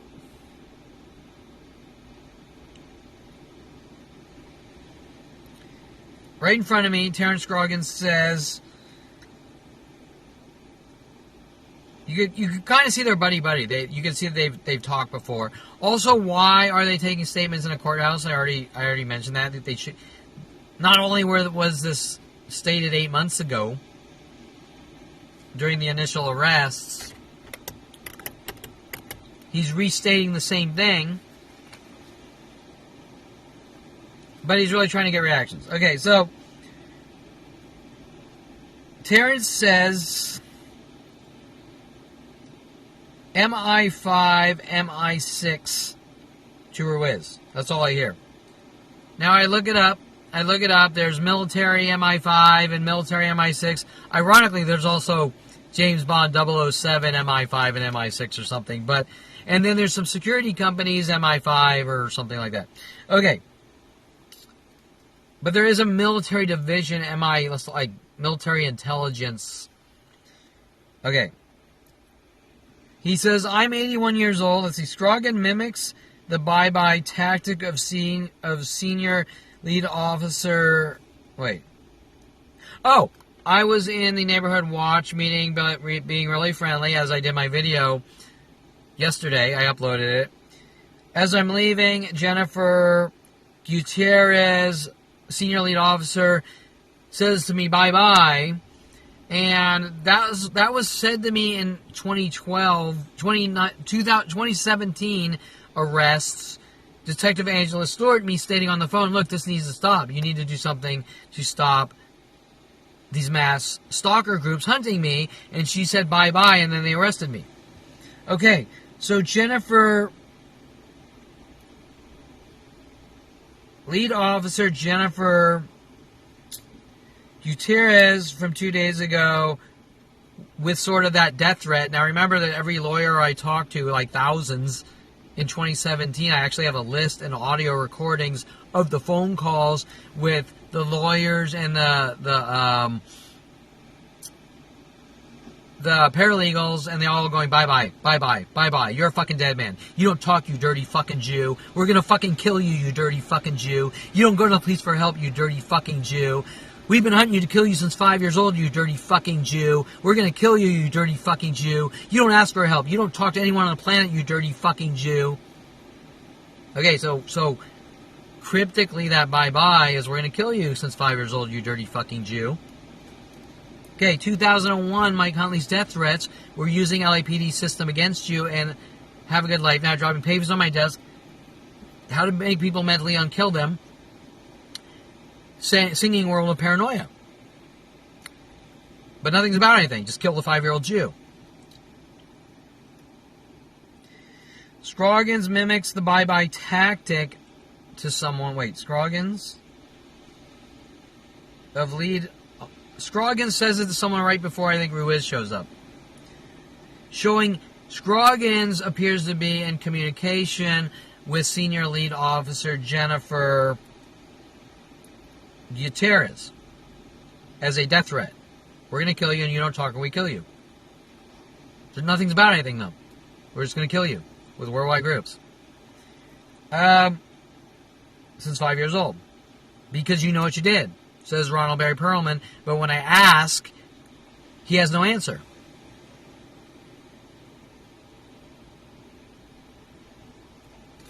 Okay, so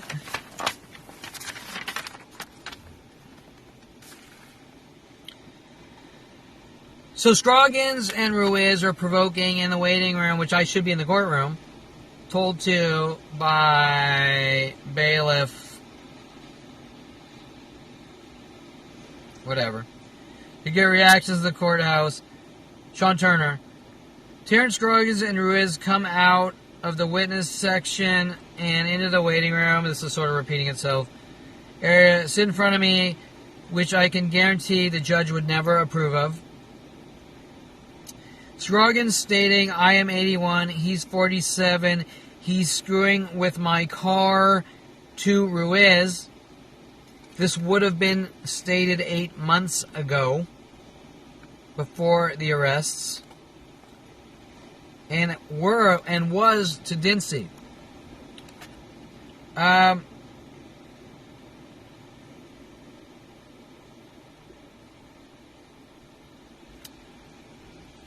This statement was made 8 months ago, before the arrest, so the only reason he's stating it in front of me is to provoke, to set up, and is also showing he is friends with a Jew killer cop, one of many in Topanga Division. Because it just rotates since 5 years old. His car hasn't been in the garage since April 7th, was back May 16th, and also working angles to hint he had moved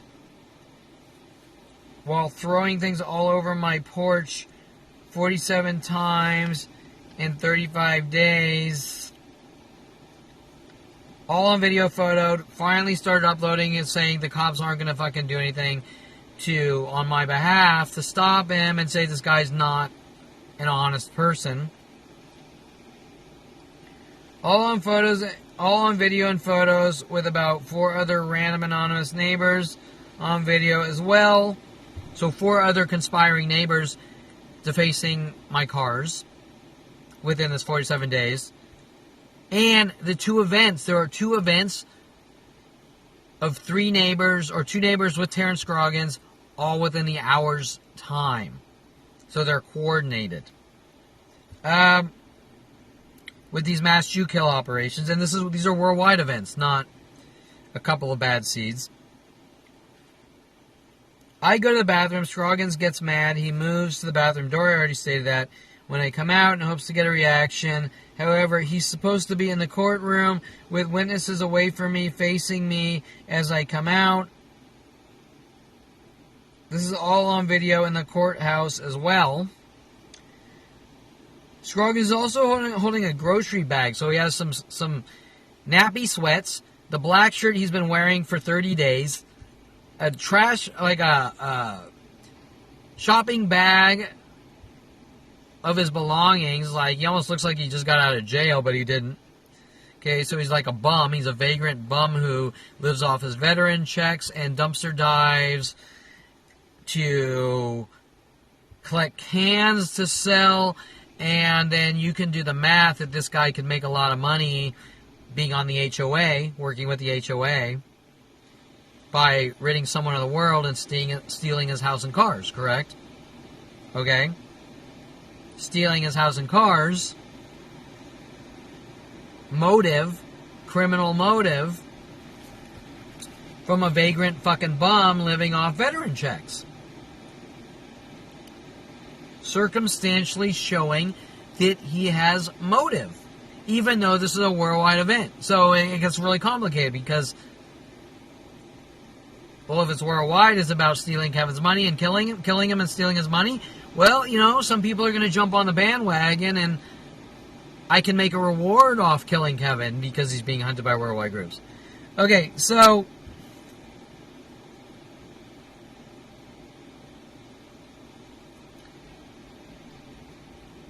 this is all getting on video, but are they going to use the video? Because they normally don't. Scroggins holding a grocery bag, showing he is merely a criminal vagrant looking to steal other people's property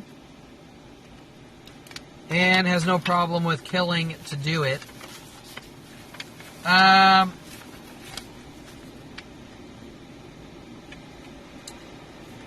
Steal their cars, unethical liar who will do and say what he needs to get what he wants. The common criminal, right? Isn't that the definition of a common criminal? I'm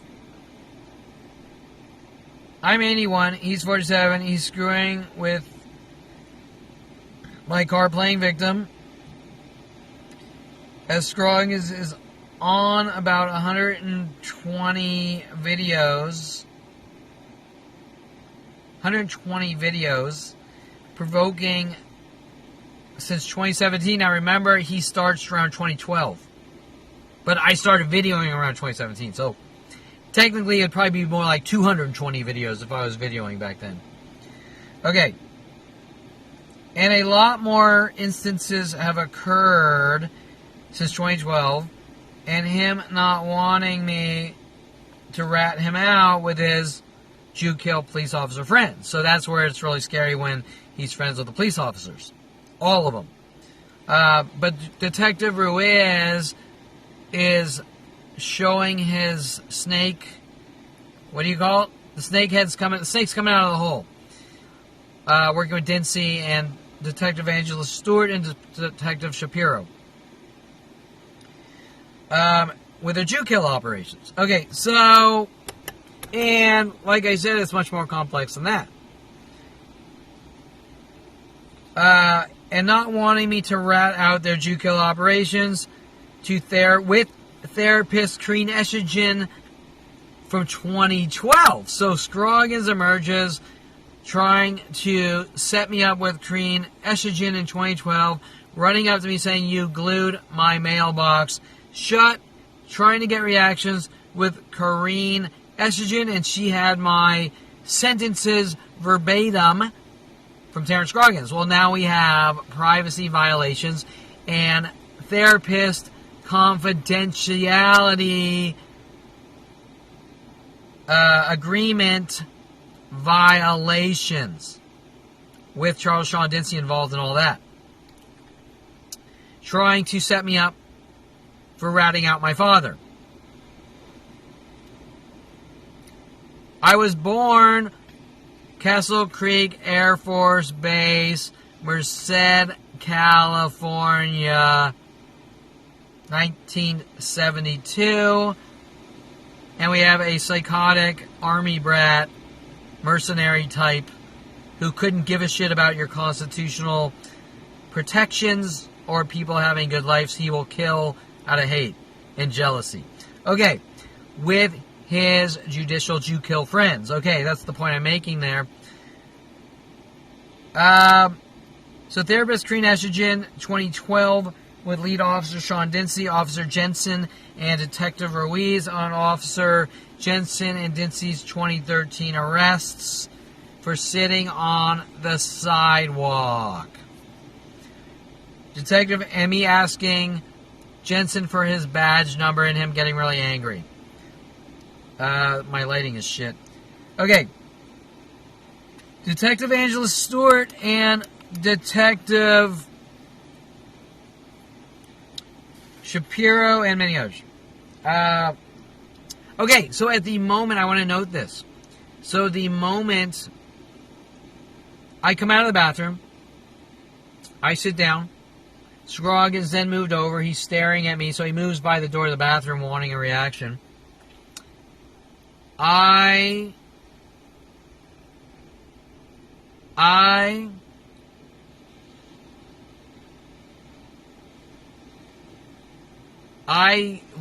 look at the security camera in the hallway, and I go,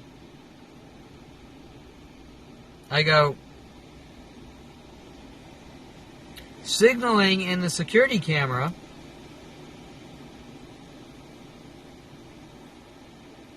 did you get that? And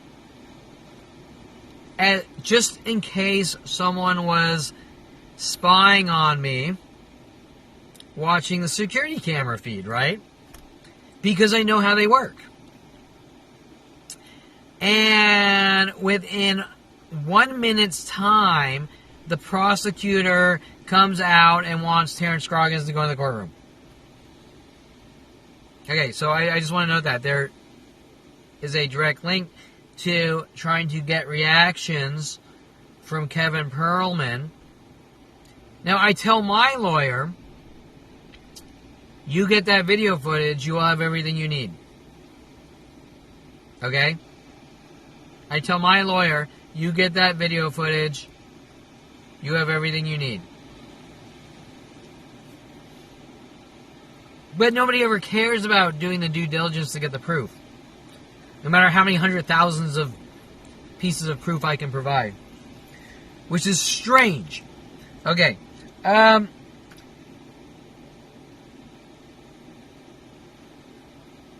am I?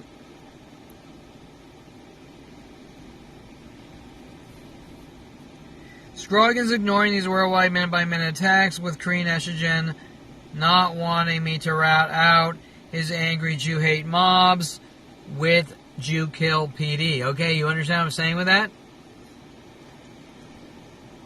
When a police officer takes an oath, do they say we're going to hunt and kill Jews, or do they say we're here to uphold the law and make sure everyone's safe? I don't hang out with my army buddies to kill Jews and steal their house and cars. It doesn't say that when they're taking their police academy oaths. We don't try to plant trash bags of marijuana in Jews' houses because Jews need to die. Okay? With the Jewish father, Dr. Ronald Barry Perlman, okay?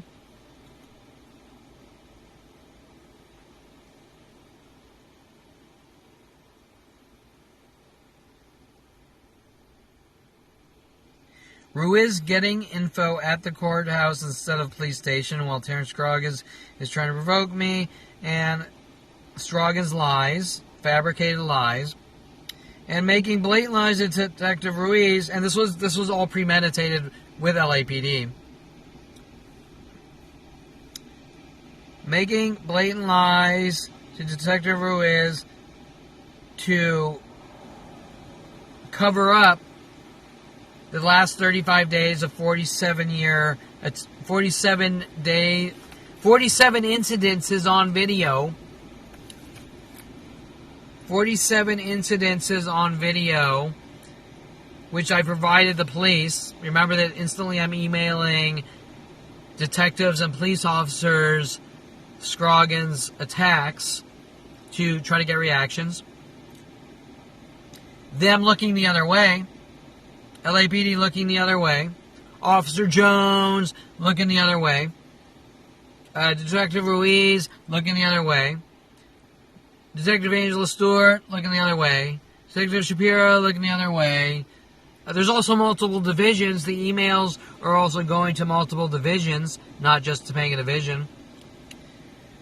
Looking the other way, if your name is Kevin Perlman, you dirty fucking Jews aren't protected by the police since 5 years old, under duress of Dr. Ronald Barry Perlman. Okay? Kill my child with everyone worldwide. Billions of government dollars invested. Billions and billions probably per year at this point. And making blatant lies to Detective Ruiz to cover up the daily attacks, Scroggins' falsified statements. Trying to provoke me into reactions. Well, everything Scroggins says is empty words. And by the way, on the second provoking, I called 911. There is police record. And I went down to the police station with videos. There is record of me instantly trying to defuse the situation and have LAPD go out and talk to Scroggins and say, look, can you leave the guy alone? Just leave the fucking guy alone. Stop provoking him. No, we won't come out. We won't come out, and we won't stop our Jew-killing pit bull, Terrance Scroggins, from hunting to kill or eradicate the Jew. Okay? With his lies that Kevin's a public nuisance and Kevin's this and Kevin's that, going to people in LAPD, hunting me to kill me since 5 years old. Okay? LAPD hunting me to kill me with my father or eradicate since 5 years old. With every person on the planet helping. And nothing at this point, and nothing is about anything.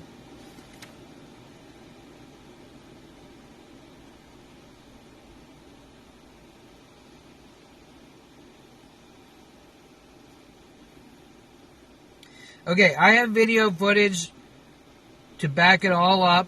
Every single event, 47 events in 35 days.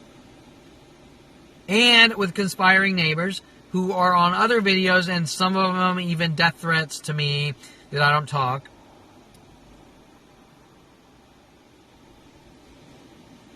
That have been reported to the police because LAPD lies, saying I don't report this to the police. LAPD has refused to take any, if I can get them to file a police report, they refused to investigate every single one, hundreds and hundreds, for 23 years. After me finding out Mike Huntley's death threats, 2001, World of Paranoia, dropping papers on my desk, how to make people mentally ill and kill them. We are using the system against you, LAPD system against you. You had better live a careful life. I've given you enough rope to hang yourself with. Have a good life now. You're a fucking dead man, basically, with a planet. And we're going to hunt you and kill you, and you're not allowed to tell one person on the planet. We're going to hunt you and kill you with worldwide groups. You're not allowed to tell one person on the planet. Why is Ruiz taking statements 8 months later at a courthouse, not a police station? And why are LAPD police officers telling Terrance Scroggins to stalk and hunt Jews with block captains? So there's another precursor here, me learning about the process. And apparently there's a girl in my complex named Fran, which might or might not be true, who is a block captain. And every person on the entire planet Earth knows what's being done to Kevin Perlman.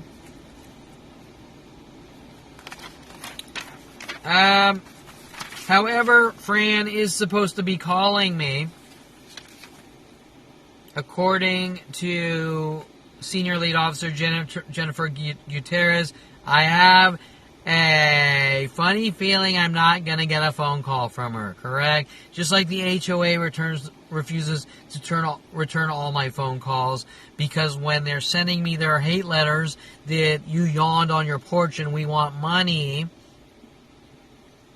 you put in a better light bulb on your porch, you owe us money for modifying your lights, and I don't return their blackmail letters with money, I've done horrible things to my HOA, which Terrance Scroggins was on the board in 2017 with these blackmail letters. You pay us or we'll throw you in jail. You pay me money for things that don't matter that you have the right to do, or we throw you in jail. And I got a lot of those letters scanned for the world to have.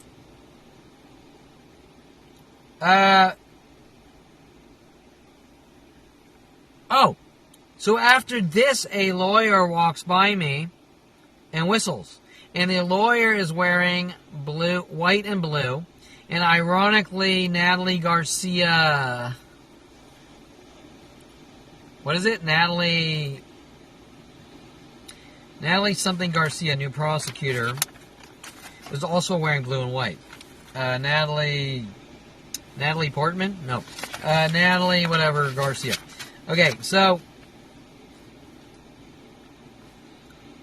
I believe, I'm not 100% sure because I'm not 100% sure who's who, but I think second lawyer walks into Department E, not Department 122, Department E, across from 122, walks by me and whistles in hopes for reaction. After that, a second police officer that I was trying to be friendly to in the elevator, showing his Jew hate, walked by and whistled. So two whistlers. Dr. Steve Levinson has witnessed tons of those. Lies that he doesn't see it. Okay, lies that he doesn't see it. Okay. Even I explained on one video, I was joking around, that one guy was snickering while he walked by and whistled at me, and I said, you must be one of those people who aren't whistling at me. And the guy laughed. Okay, he laughed, showing that we're fucking with you. We're fucking with you. Laugh. However, minute by minute, for 47 years, until you're dead, gone, or in jail, is not a joke. It's not a joke anymore. Okay, destroying 47 years of your life with worldwide murder operations is not a tease or joke. Whether you want it to look like that or not. You want to isolate 100 billion situations into one. That's a way of killing and getting away with it. Okay?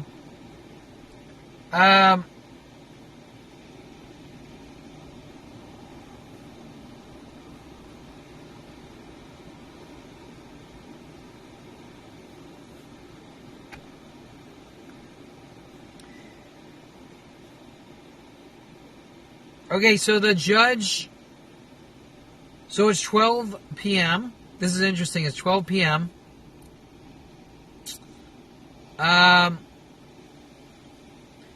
We go to lunch. The prelim hadn't started yet.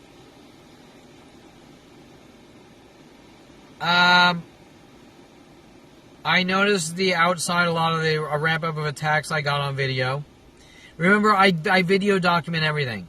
So I drive to court. I talk about the specifics of the related community events with the courthouse events. I have not edited those. So they're in raw form. And meaning that it's a nightmare of video files. That's what that means. Of organizational nightmare. Okay. And obviously it takes a lot of time and energy to edit these, correct? Which I shouldn't be doing. I should be out making money and having a social life and doing things with my life. Called damages. Called 47 years of damages to Kevin Perlman's life. 47 years of minute-by-minute damages in a worldwide murder operation to Kevin Perlman's life. This isn't a choice. Okay. Which Dr. Steve Levinson is like, I love what you're doing here. I love what you're doing here.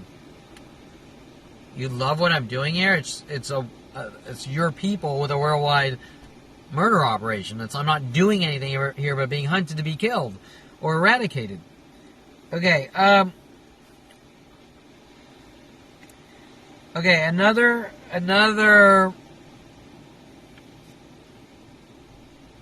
well, he has more information than I do. It's his friends doing it. I love what you're doing here, Kevin. Well, it's your friends doing it, not me. I'm the victim. Okay, back from lunch, Officer, okay, I go to lunch, the outside citizen attacks are up. I get back into the courthouse, and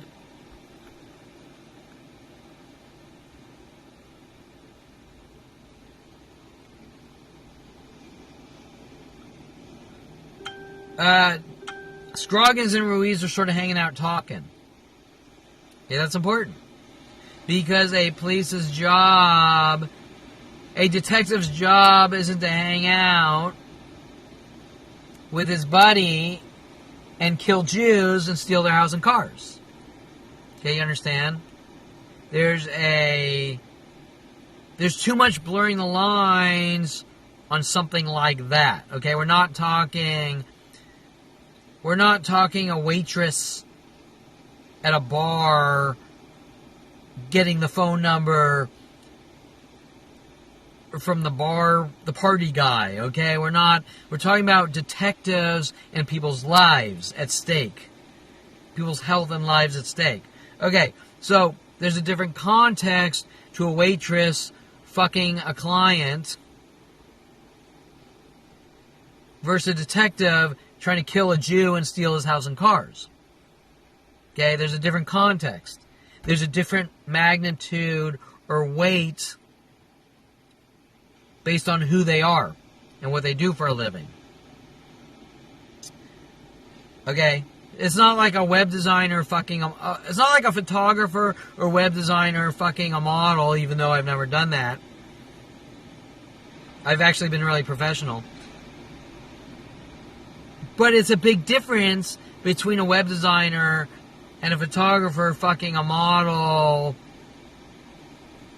versus the detective arresting people and locking them away and trying to steal their house and cars on illegal operations. They're apple and orange comparisons. That is one of the tactics, try to take apple and orange things and make them the same. Okay. Well, Kevin, because you jaywalked, you think shooting people in the head is okay. Okay, right? Like, a method of trying to make someone look crazy and exterminate them. Back from lunch, I narrate a lot of the things going on in camera. Officer Ruiz hanging out with Scoggins, showing they are buddy-buddy, possibly even being for financial gain, killing or eradicating for financial gain. Just like the HOA blackmail letters. You change the light bulb in the light, you modify the light, you owe us money. Scroggins on the HOA. While trying to kill and eradicate the Jew with worldwide groups and steal his house and cars. However, it gets a lot more complicated starting 5 years old. Non-stop. Worldwide. Also entering the courthouse, Scroggins is mimicking corner position. Oh, yeah! So Scroggins mimics. So this is interesting. We have that black family that moved in Unit 4 stalking me with the neighbors and their mental illness car tactics, trying in hopes to get reactions with Scroggins. Scroggins pretending like he moved. Okay, Scroggins' car disappears from the 7th to the 16th, 2 days ago. as if he's gone, but the black people are stalking me, trying to get me to go after the black people. I think I explained on a video, just like Greg Koenig in 2012, saying Scoggins wants to beat me up in hopes that he can get me to go after Scoggins to set me up with Scoggins, right? Okay, so I think I put that on a previous video. Because there's so many things per hour. And for what's the reason? To whittle someone down, stop them from being healthy, make them look crazy, and lock them away, correct? And then say he suffers from mental illness. Government gang stalking operations to exterminate, eradicate. Out of hate, rage, profiling, we think you might be the next Unabomber, so we're gonna hunt you and kill you. Or eradicate you. It's not for any specific reason. It's just pure fucking hate and rage based on profiling, or I think you're different, so we're gonna hunt you and kill you. Okay, it's not... These are serious national security topics, even though my life has always been at stake since 5 years old. Okay, are you smart enough? Can you fucking read or understand that your life is in danger from government operations just like this for absolutely no reason? Well, I'm not a bad person. I'm not a criminal. Well, neither am I. I've been an exceptional person my whole fucking life. Is your life at stake? Yes, it is. But I'm not going to go out and do anything. Well, neither am I. Okay, why are people befriending me like Roddy Morales, paid off by the police and my family, take me to strip clubs, number 4, and help me to have me kill with werewolf groups, or lock me away? What is it I've done? Well, you know what you did. Okay, what did I do? Well, people aren't told what they did because they could lie. Quote unquote, Ronald Barry Perlman. I hate your fucking guts. I'm gonna kill you, you fucking dirty Jew 5-year-old. You're not like me, and you're a dead man. Okay, one more thing I noticed on my security camera at my house at 12 p.m. No, 12:53 p.m. A girl in a scrub suit walks by my house. Seems trivial, but she doesn't look like she lives there. Go back to court. Also, there is a Miata at Bob's Big Boy that Friday night with a big 53 on it with a sketch artist with a front modified Carmagia fiberglass clip that doesn't really look right, with the number 53 on the side, possibly also hinting about port 53, DNS port, which is the biggest exploit if you're not encrypted DNS on computer hacking. And that is very important because the computer privacy violations to me, the cyber crimes against me have been going on minute by minute since 1994 with my brother and the cops and government and worldwide groups to try to rid me of the world of paranoia. So it's funny, I joked about Natalie Portman. Scrub suit hinting about my father's office because things get really bad around 2004. My father, with Lorraine Escobar, wanted me to reel me into his office to bash my skull in and try to make me look like a violent, paranoid schizo. And in 2017, we had my father trying to break in my house with Dinse on video. And there are about 6 police break-in attempts in 2017 after my father finally gets me in jail, with Dinse fabricating all sorts of police reports. With Detective Angela Stewart and Detective Angela Stewart, Detective Shapiro, Dinse, Jensen trying to make me look crazy, my sick father, and they never ever stop. It's been 52 years. They will not stop daily. Okay, minute by minute, all day, night. You can watch those videos on YouTube. They're all on the internet. They're all on KevinPerlmanTarget.com. They're all on Rumble. They're all on YouTube. You name it. Okay. Also entering the courthouse, Scroggins is mimicking the corner positions. Example, Unit 4 and Unit where he lives. Sort of the black family with... As I'm entering the courthouse at 8:30 a.m., Scroggins is standing on this corner, a black guy on that corner, mimicking those positions in a psychological idea of reference messagey thing, showing unbelievable amounts of energy to try to make someone look like a violent paranoid schizo. And I took pictures of that from the top of the courthouse down. Showing the types of visual, clothing color, and verbal idea of reference, schizophrenia, and paranoia tactics they've been doing since 5 years old that I found out in 2001 with Mike Huntley's Death Threats, World of Paranoia, and me in shock. What's going on? And then obviously it's been done to me every day of my life, so they're trying to switch your thought process into make you look like you suffer from mental illness. Okay? So when my father's lying, saying you think differently, he's trying to make you look like a schizophrenic. Okay? He's a sick fuck. He's a sick child raping murderer. Now, we can now go to Dr. Steve Levinson, who is my father's age,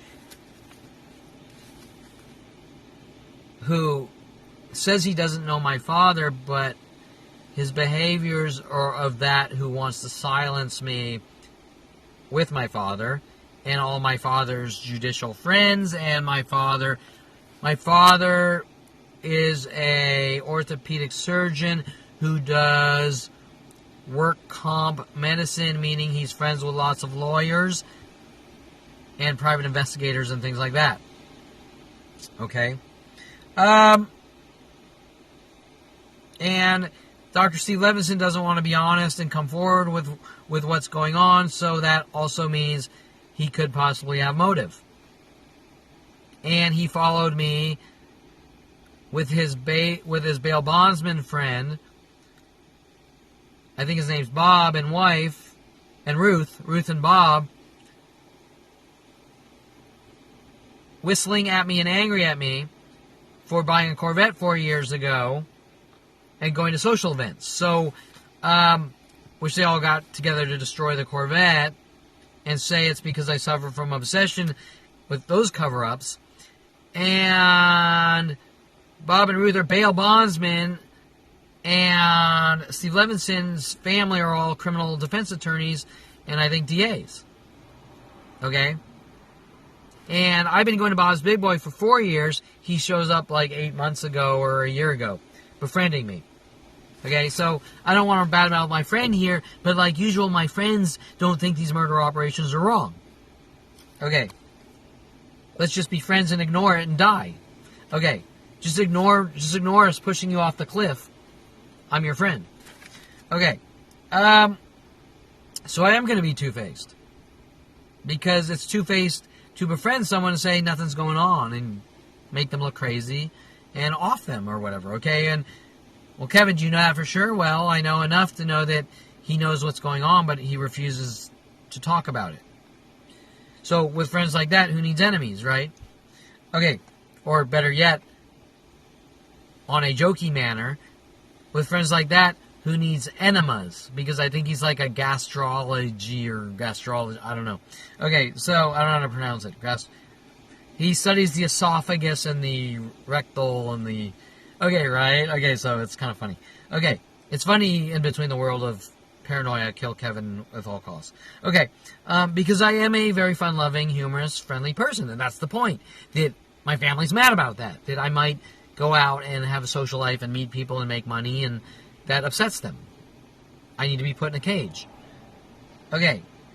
Like example, if you kiss a black girl when you're 8 years old, you need to be locked away for showing warmth and kindness and friendly, normal human traits. Normal, social human traits upsets my family because it shows that they're losing control of what they want. And when they lose control, really bad things happen to me. Okay. Like buying a Corvette.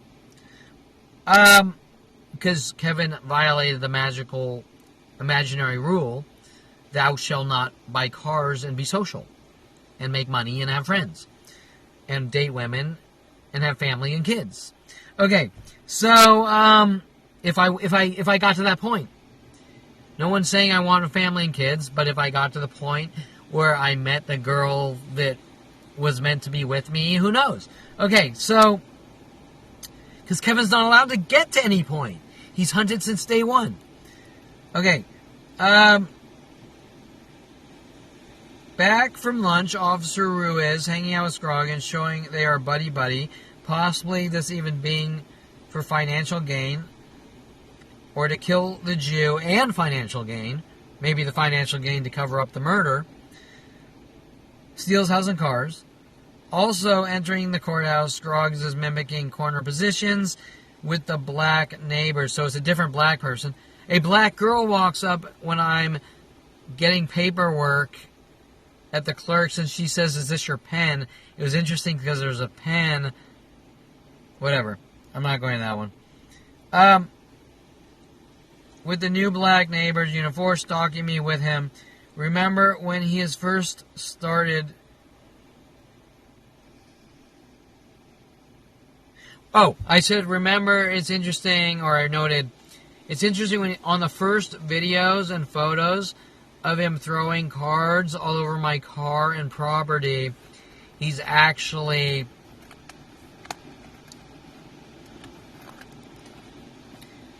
For some reason, he collects all my cards, and he...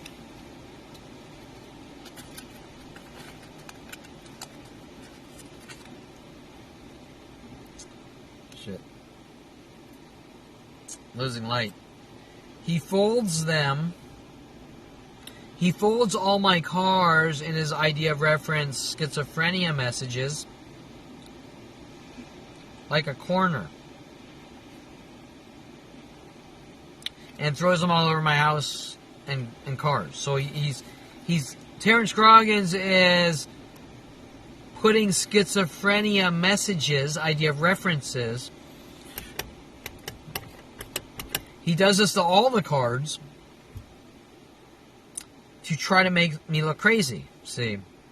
Because if you talk about the schizophrenia tactics, that's crazy. See, if you talk about the schizophrenia tactics they're doing, that's crazy. We got to lock Kevin in a mental facility. Isn't that Charles Dinse's agenda?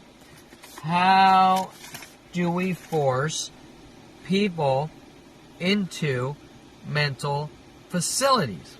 Okay? How do we force? There's information in his brain. We got to lock him in a cage.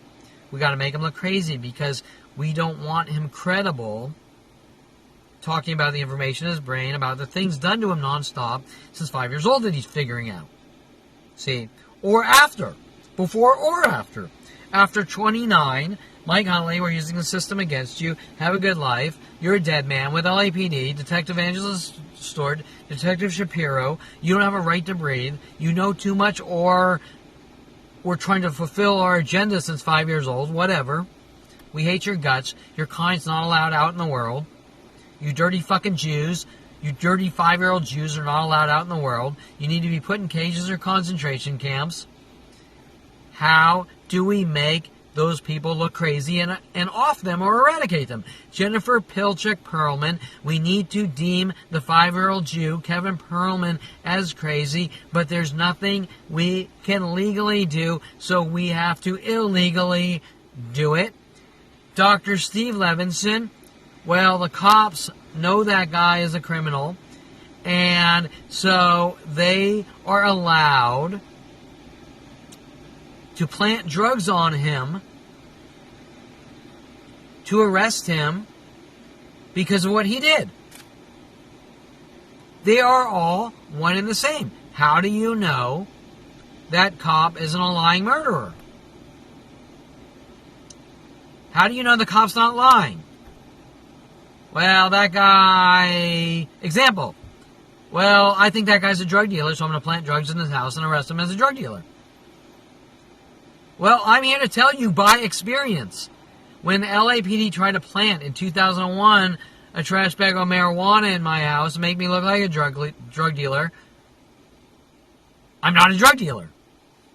I am a college graduate that was working at Universal Studios for pilots, where Brian Longbottom was hunting me to have me killed, and other visual effects houses, and starting my own company, Signet E-Services, and Charles Sean Dinse kept babbling, how do you get your money? How do you get your money? And the only information that Charles Sean Dinse had was, I don't know how Kevin gets his money. Well, if Charles Sean Dinse doesn't know how Kevin gets his money, does that mean he knows I'm a criminal? Or does that mean Charles Sean Dinse just doesn't know how I get my money? So he's allowed to make me look like a drug dealer based on his insecurities and no actual probable cause, evidence, or crime. So Steve Levinson, who knows how I get my money legally, after the fact, still supports these illegal operations. Okay, well, now I know. Better yet, Charles Sean Dinse now knows how I legally get my money. But guess what? Oops.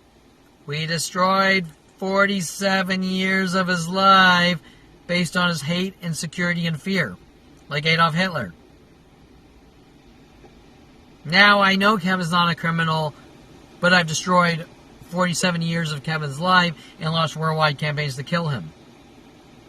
Oops. What was my last video? Why don't we have the passengers block captains? Why don't we, if you're Delta, why don't we recruit the passengers to fly the airplanes? Because when they fucking mutilate everyone and rip off their arms and legs and bash half their skulls in, they're not going to want to be honest and have to do what? Cover it up. Boom. Put the bullet hole in the heads of the guy's life that they destroyed, because they can't have that ultimate fuck-up coming out. Right? Detective Ruiz, what is his motive? Detective Angela Stewart, Detective Shapiro, Charles Sean Dinse, Officer Jensen with Sean Dinse in 2013, Therapist Kareen Eshigen in 2012. Why are they trying to kill me? Because they let the passengers fly the fucking airplane and didn't think it was wrong. However, all these police officers down to 5 or 8 years old are not passengers. They are actual pilots trying to kill the passengers. Okay, so anyways, I'm going to end this here, and it is 4:30 a.m. I'm tired. I'm going to relax. I'm going to watch the sunset. I'm sure cars will show up in anger and rage. The Jew left his house with the mental illness tactics and the provokings. Have I been hinted to go down to Redondo Beach? Is that a setup? Is that a frame job? Are those people who have been obsessed with me for 30 years going to admit this is going on and say this is wrong? No, they are not, correct? I come first. The truth comes first.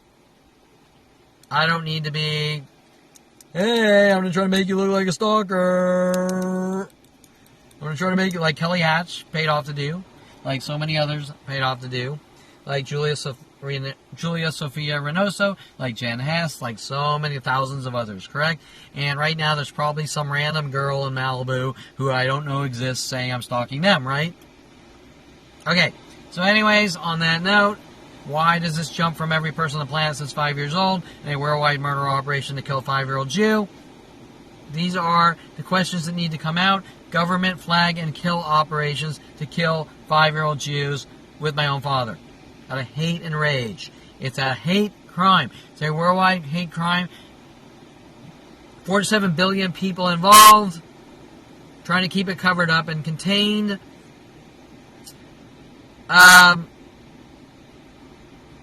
Killing me is their only option. Eradication is their only option. Jennifer Pilchick Perlman has chosen the side of killing 5-year-old Jews. Trying to cover up all Jason Perlman's crimes since he was 7 years old. Also running against Debbie Wasserman Schultz. She can't be known for what she's involved in. And, are those good people? Are people who are good people allowed to kill others because they have information that they don't want coming to light? Are good people allowed to kill? Are good police officers allowed to frame people and set them up because they say that person committed a crime, even if that guy did commit the crime? At the point that that police officer crosses the line, he's a piece of shit. Correct? He's a criminal. Okay, this isn't, we aren't in superhero movies here, we are in real life. These things aren't being done to anyone else. And, we all know I've been an exceptional person and passed all the tests with flying colors 100 million times over. Making everyone else angry and angrier, that says all you need to know. Obsessed Jew-killing, child-raping murderers who won't stop until they kill the 5-year-old Jew to cover up their crimes or their friends' crimes because they can't deal with who they really are. And they're trying to bring me down to their level of being a piece of sewage shit. Okay, so, and that will never happen. Okay. So, and especially the ones with the police badges and police uniforms. That's really where we're having a problem here. I'm tired. We should have people showing up in a few hours, angry. Remember LAPD's statement that I'm making these people show up wherever I am worldwide, just try to mentally bash my skull in and set me up and frame me because Sean Dinse, Kevin, how do you get your money? How do you get your money? Well, now he knows now he and Dr. Steve Levinson know how I legally get my money. That excuse on their rotating 47-year daily changing excuses is no good. So they have to make up new lies, correct? Okay, so that is it. Until next video. And once again, I would rather take my lawyer's advice and everyone else's advice. I'm being forced into situations because I'm alone and isolated with a planetary murder operation, and this should be covered by the news and everyone else. And I get hostility from the people at the news organizations because they're involved in Jew-killing operations. The news, I'm going to rephrase that. The news is involved in Jew-killing operations. They're trying to cover that up. Greg Gutfeld, Fox News, working with Tom Farley, and what they started in 2005 to have me killed, are trying to keep that covered up by trying to make me look like a bad person. So, and that's one of the important facets, especially with Fox News and the 12 or so helicopters and the ground crews and the verbal threats with their CB radios to upwards to the copters, the helicopters, and trying to make me look like a schizo. But remember, I've exposed the White House of the United States of America and all across the U.S. with policeabuse.com being counter-surveillance and shadowed, watching security companies at the White House stalk in obvious methods, follow me from store to store, walking away from the White House, showing that they do know of me and they are involved in something, trying to scare and intimidate me. Okay, so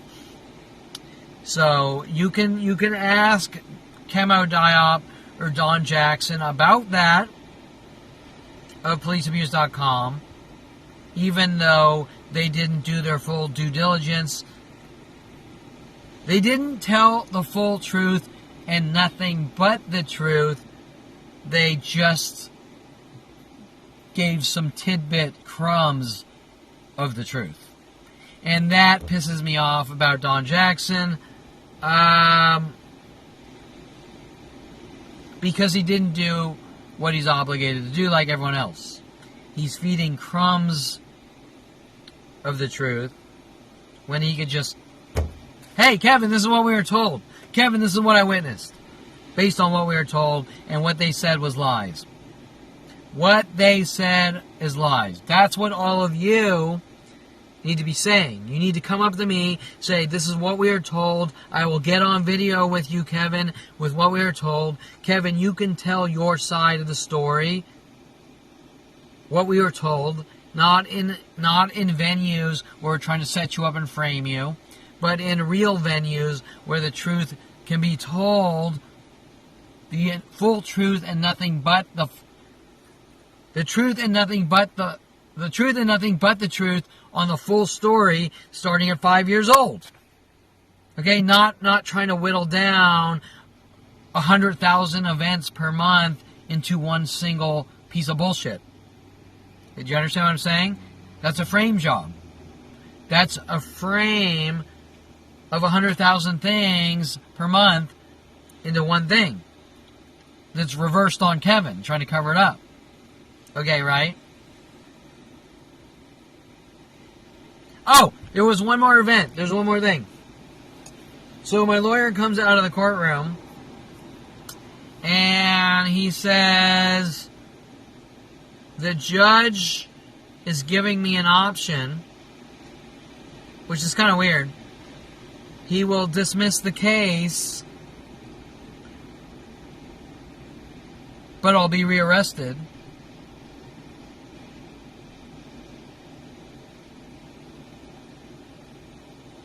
Or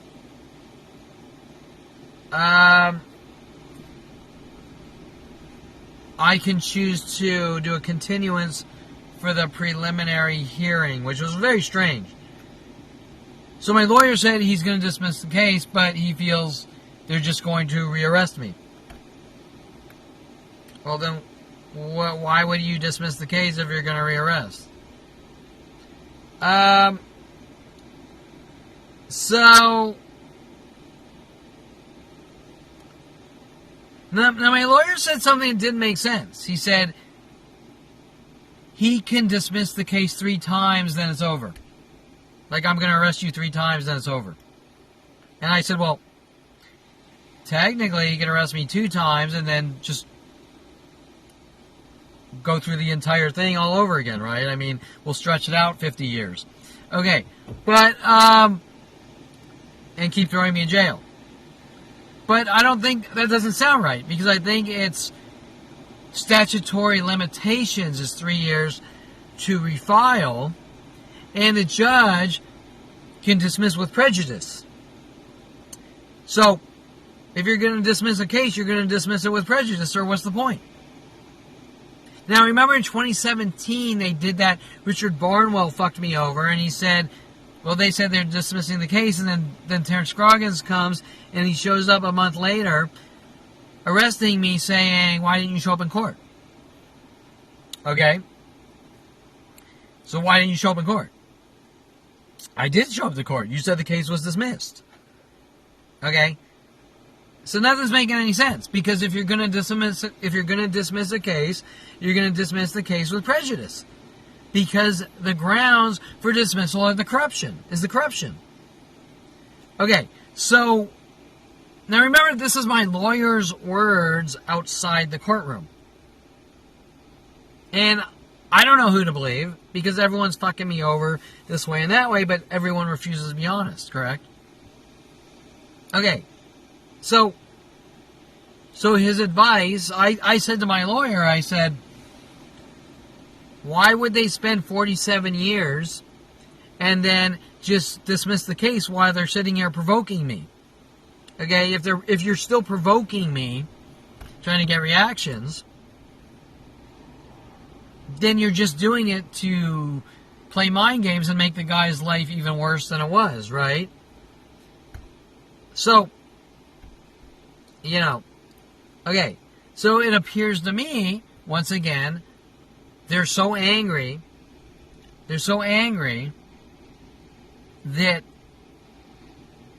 I know that they've lied to the world, that they're hunting me since 5 years old worldwide, to kill me since 5 years old. And they don't want that truth coming out, because to this day I've been an exceptional person, and they refuse, no matter how many hundreds of thousands of police reports I file, they will not investigate who's hunting me with these worldwide groups to kill me since 5 years old, and even admit to these worldwide gang stalking operations minute by minute.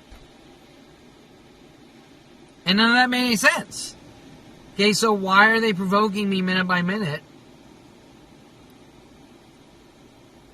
if they're honest people? Okay, if they're honest people, you have two scenarios.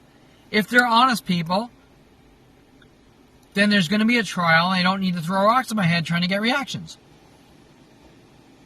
Why do you need to keep trying to set me up and frame me if you already got what you wanted? So it doesn't make any sense. They're just hunting for extermination with their worldwide murder operations. So, yeah, we're going to dismiss it, but we're going to rearrest you. And I think one lawyer told me they can refile as many times as they want. So theoretically, they could dismiss it and arrest me 572,000 times. I'm not, until the statute of limitations, I believe across 3 years, is up. So why would my lawyer say they can arrest you 3 times and then it's over? Right? Okay, now I'm not trying to badmouth my lawyer, but there's no one covering the truth, and there's no one talking about what's really going on. And if I'm sitting in a room full of people, or a city full of people, or a planet of people, and there's 100,000 rocks being thrown at my head, and everyone worldwide is going, you're imagining it, killed a 5-year-old fucking Jew, didn't say worldwide murder operation to kill a 5-year-old. That's all this is about.